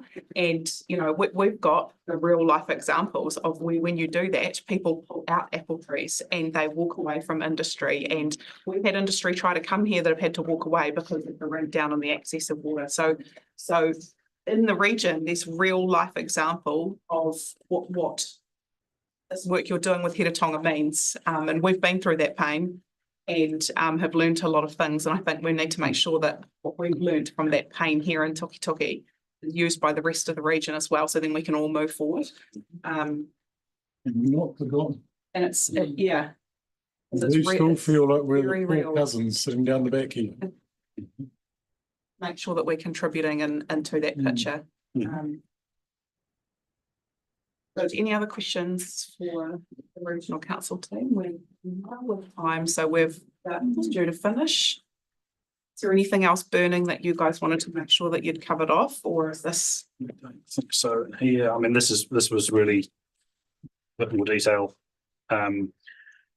There's some things that we'll need to discuss into the future about things like land use planning. So I think maybe just worth mentioning. We're looking to go through a process to upgrade our regional policy statement, which is now 20 years old. One of the things coming out of the flood review was that our regional policy statement should be much more directive than it currently is about land use controls. So that'll be a conversation over the next 18 months with your council around those processes. They often end up in long drawn out court challenges. I would prefer that we have those conversations up front about the implications of a revised regional policy statement for your district plan.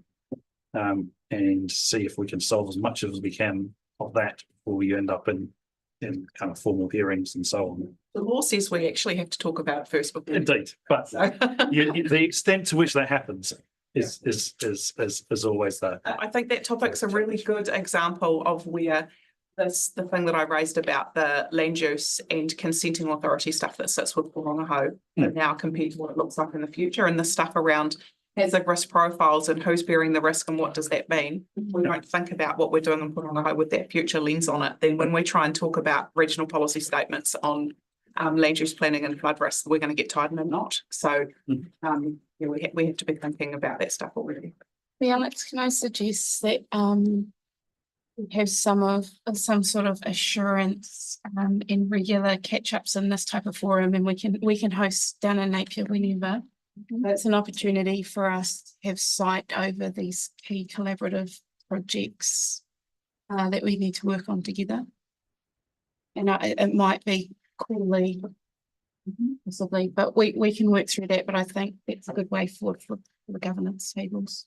Oh, that would be a good idea. I think that would be welcome. These are such a broad gambit of things that we're doing and you're doing and that we need to be doing together. That's probably a good idea. A quarterly check-in or something, some way that we could do that would be a good idea. It also physically puts you guys at a table here, which is in a place that several people are interacting and looking at as well. It allows us to talk about it in a really particularly local way. So it's helpful. So we hear lots of messaging about the rest of the region, but we're always looking for what's the messaging that's real for us here and for our people. On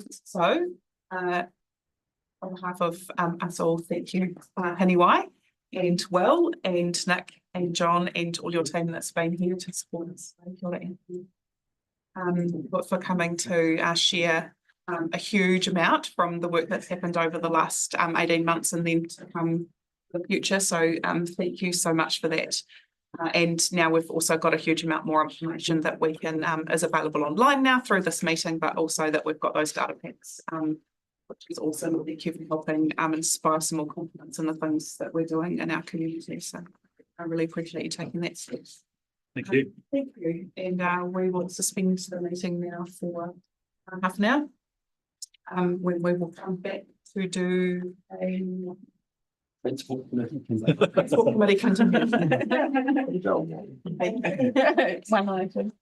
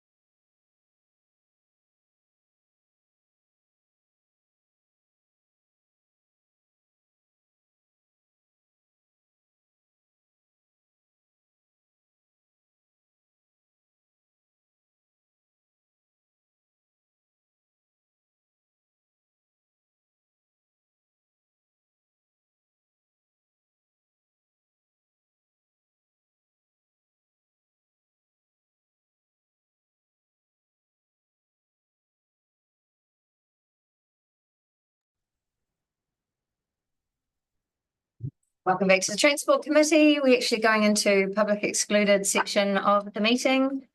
We have 2 items to be discussed. Public excluded resolution monitoring report.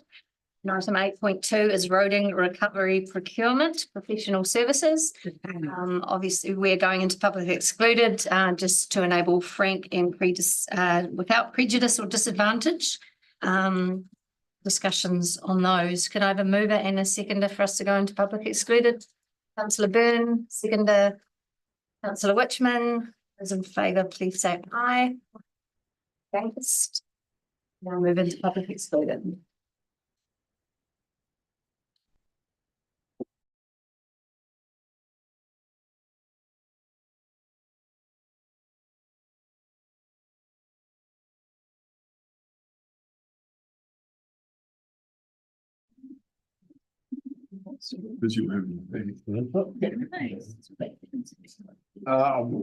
Welcome everyone. I'll open the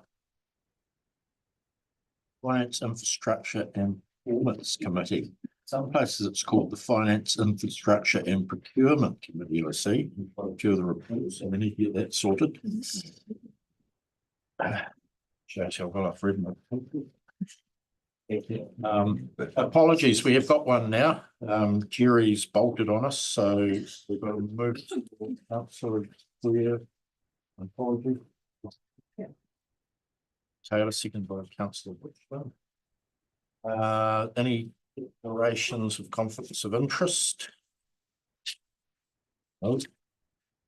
Standing orders, someone like to move, we suspend the 3 normal standing orders that we do. Worship and Councillor Taylor. Report section 5.1, water done well, update and next steps. So 8. Great, thank you, Mr. Chair. So this is providing an update on what is the local water done well program or legislative framework that has now, since our last update in June, now been passed into legislation. We now have the clock ticking, so we have now until the 3rd of September 2025 to deliver a local water delivery plan, local water services delivery plan, sorry, I should say, for Central Hawke's Bay. The report talks about the steps that we've obviously been taking regionally in the last few weeks and months since our 27th of June update. Also provides just a very high level timetable across the top. Look, I'm certainly no expert on the detail, but just as some additional information as well, I have provided 2 of the slide presentations that have been provided from DIA, just as additional information. Certainly don't expect you to be over that level of detail. I'm certainly not at this stage, but just aware of the other kind of wider input that goes into it. Probably just key next steps at the moment. We've got some dates in our diaries now for 3 or 4 weeks' time to have had back what will be the refinement of the modelling parameters and the first cut of data that we will have had back from DIA. So myself and Mr. Chamberlain will be working some of that through with PwC, who have been supporting us on that, and just noting in particular a key step on the 30th of September for Regional Collaboration Day, where local water done well will be a key focus of the day. So again, at very high level, legislation's now passed into law.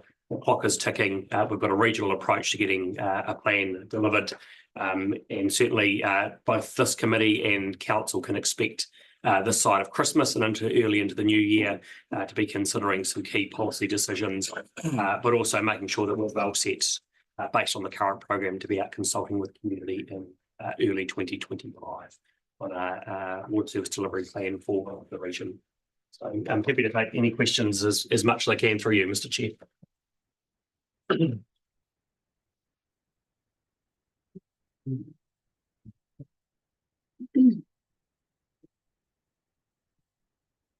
Any questions?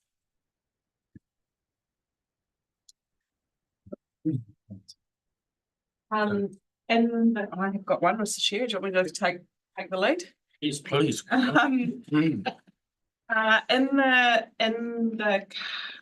the shaping of the business case and the case for change, Do we think that the lack of detail around what economic regulation is going to look like is going to be difficult for the process? And is the process thinking and talking about that? Through you, Mr. Chair, I think that's going to be one of the challenges as we progress through, particularly working through the financial models. Certainly the benefits of being partnering with DIA is that hopefully we're going to see some insights into that relatively early. So not necessarily answered your question specifically, but it's certainly something that's we're very mindful of, particularly in terms of the economic regulations that will notably have an impact, most likely on affordability, which will be our most significant challenge. So yeah, certainly very front and centre of as we progress.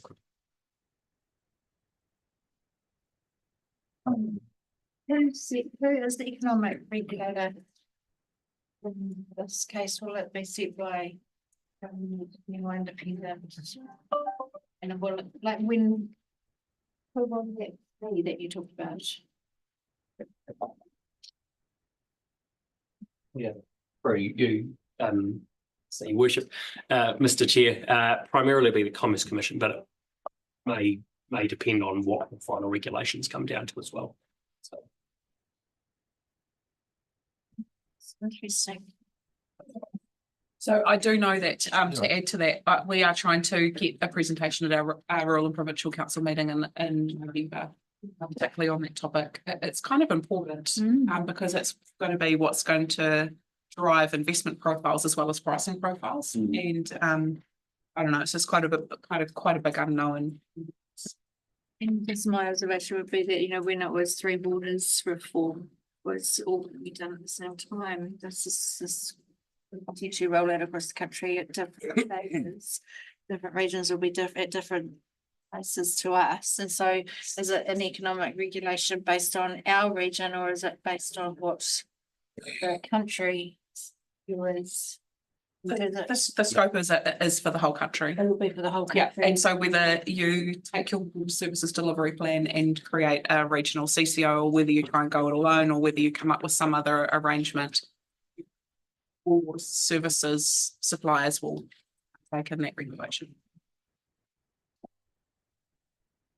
That'll be a large part of having to also kind of refine potential scenarios, ideally this side of Christmas, based on those regulations where they land.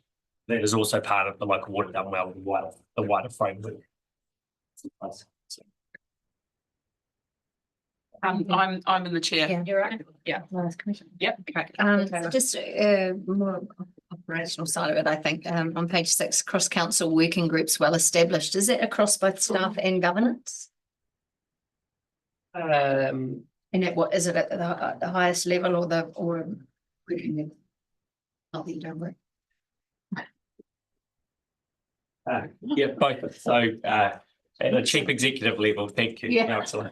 At a chief executive level, but across the operations teams as well. So Mr. Chamberlain sits as part of a financial kind of workflow, as well as King Big as well in terms of the infrastructure stuff. But certainly at a mayoral level, we'll talk about some of the reporting that sits at the highest level across the mayoral forums. So we're seeing updates at each of our mayoral forums each month. But there's certainly an expectation that that there are updates coming back to council to hear as well, which is the basis of some what's come back to us today. So I was just noting that they're meeting weekly. Each of the 4 councils are represented and meeting weekly. So and most of that is again pragmatically just working through some of the detail that sits there. A very good example is the template to fill in the financial data that went off to DIA, and PwC has been getting feedback on that, and just seeing feedback. It's fair to say that in some regions they still have not managed to even share their data with each other. So we're in a pretty good space. Yes, I just see in the RRA detailed program key milestones. It's penciled in for consultation in January 2025. I was just thinking, since it's such a big issue to consult on, do they think that's enough time to consult, or can that consultation period be extended? That's really. So how it's been described to the Ms. Councillor Moynihan is that it's kind of got a dotted line on it for a reason, that it's still got a bit of scoping and So it can be moved. yeah, stuff to do. And in fact, I think it's possibly already more likely to actually functionally happen in February than January anyway. So yeah.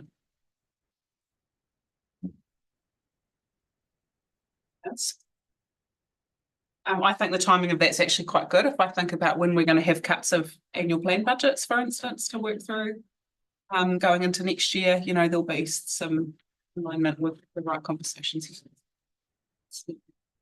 Just when we're talking about public consultation and the kickback over the three waters, how, you know, is there going to have to be a binding referendum or what will happen? Because obviously, you know, it affects our connected citizens. And yeah, I'm just wondering how, you know, we're consulting, but at the end of the day, who makes the decision on whether we proceed or not? We'll bring paper back as we get a bit closer to that with a more specific detail. But the draft or the legislation that's now being passed and the future legislation anticipates still what will be a special consultative procedure, but it is substantially more streamlined than what you would have otherwise have seen, and kind of wider consultations as well. It's probably the worst of it for now, just probably recognising there will be other inputs as well. So that what the legislation's intending to do is that will also capture things like if you need to make amendments to your LTP, basically be a capture-all of the consultation that you do through this plan process will be similar to what an amendment to an LTP will be as well. So there are some synergies, but what we'll try and do is as we get closer to that process as well, we'll bring some further feedback back to you with that detail and what that will look like as well. Because ideally, the aim is to try and streamline things as much as we can to ensure that we're not having to duplicate work later on as well. And that things like regional benefit can be considered in that consultation and hearing process, because if we do it as 4 or 5 separate councils, generally you'd just be looking at your own interests, but actually we need a consultation process that allows us to discuss and consider the regional impacts as well, which is not normal. So they've put that in the legislation. So in engagement support on the same page that Councillor Minor was on before, is that the councillor kick-off workshop? Is that the one in Wairoa? Because it's August, September. Hey, Jay. So just focusing on key concepts, scenarios, structures, governance and pricing. But we don't appear to be there. We're not there yet. No, you're not there. So that timeline's so as well. Yeah, so probably just looking at that timeline already, it's been a draft timeline from what was kind of that July, August. We're going to again expect a more detailed program in these next few weeks. Okay, cool. So that will come back to us. Yeah. We'll come back as a update on local water done well across everything. So. Into this committee. Okay, good. Thank you. Thank you for the update. Our recommendation is that the Finance Infrastructure Performance Committee notes the local water done well update report. Councillor Annand and Councillor Moynihan. Aye. Against carried.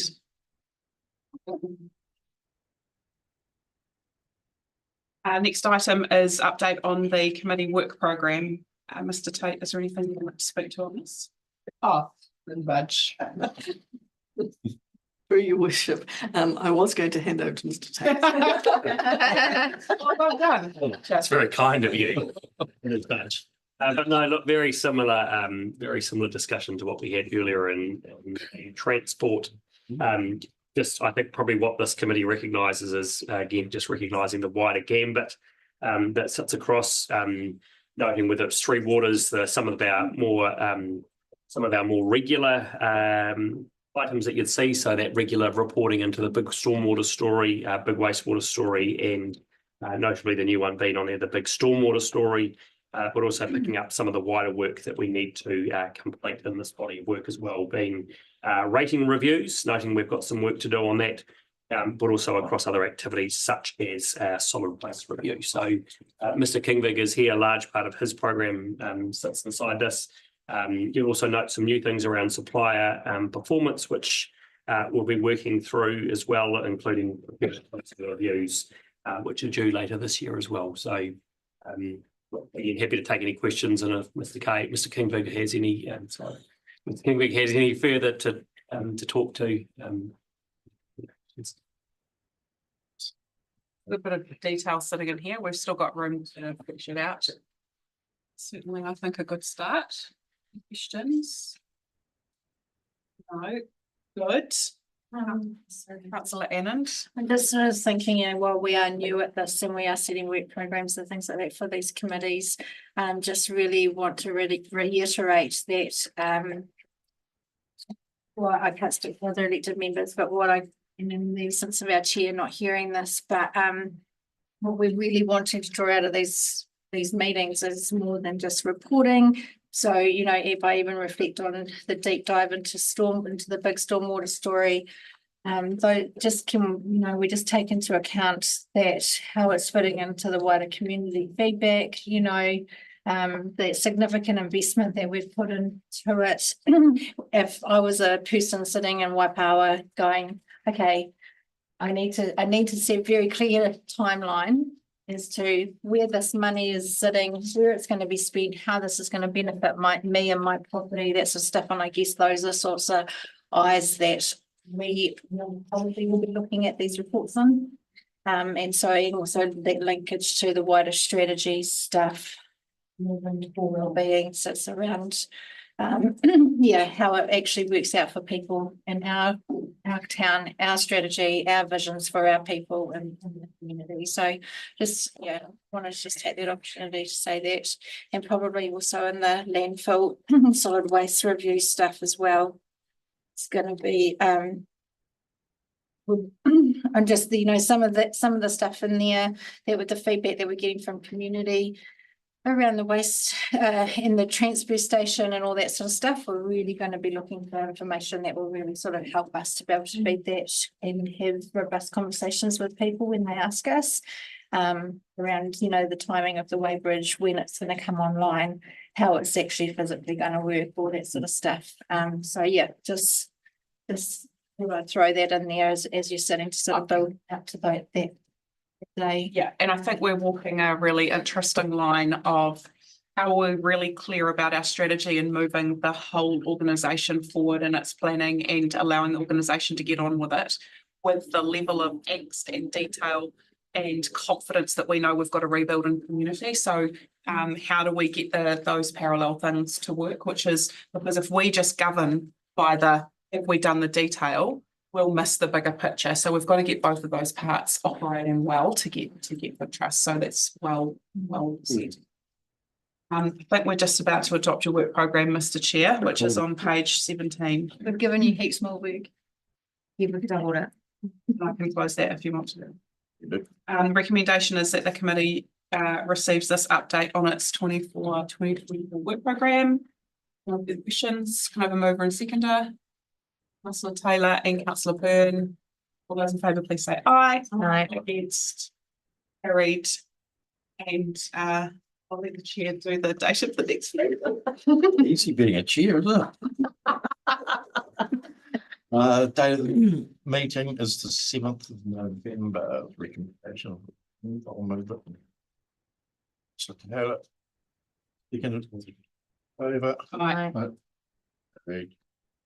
Public excluded, and I'll move into public excluded. A couple of items have got virtual sensitivity to them, so have a mover to them.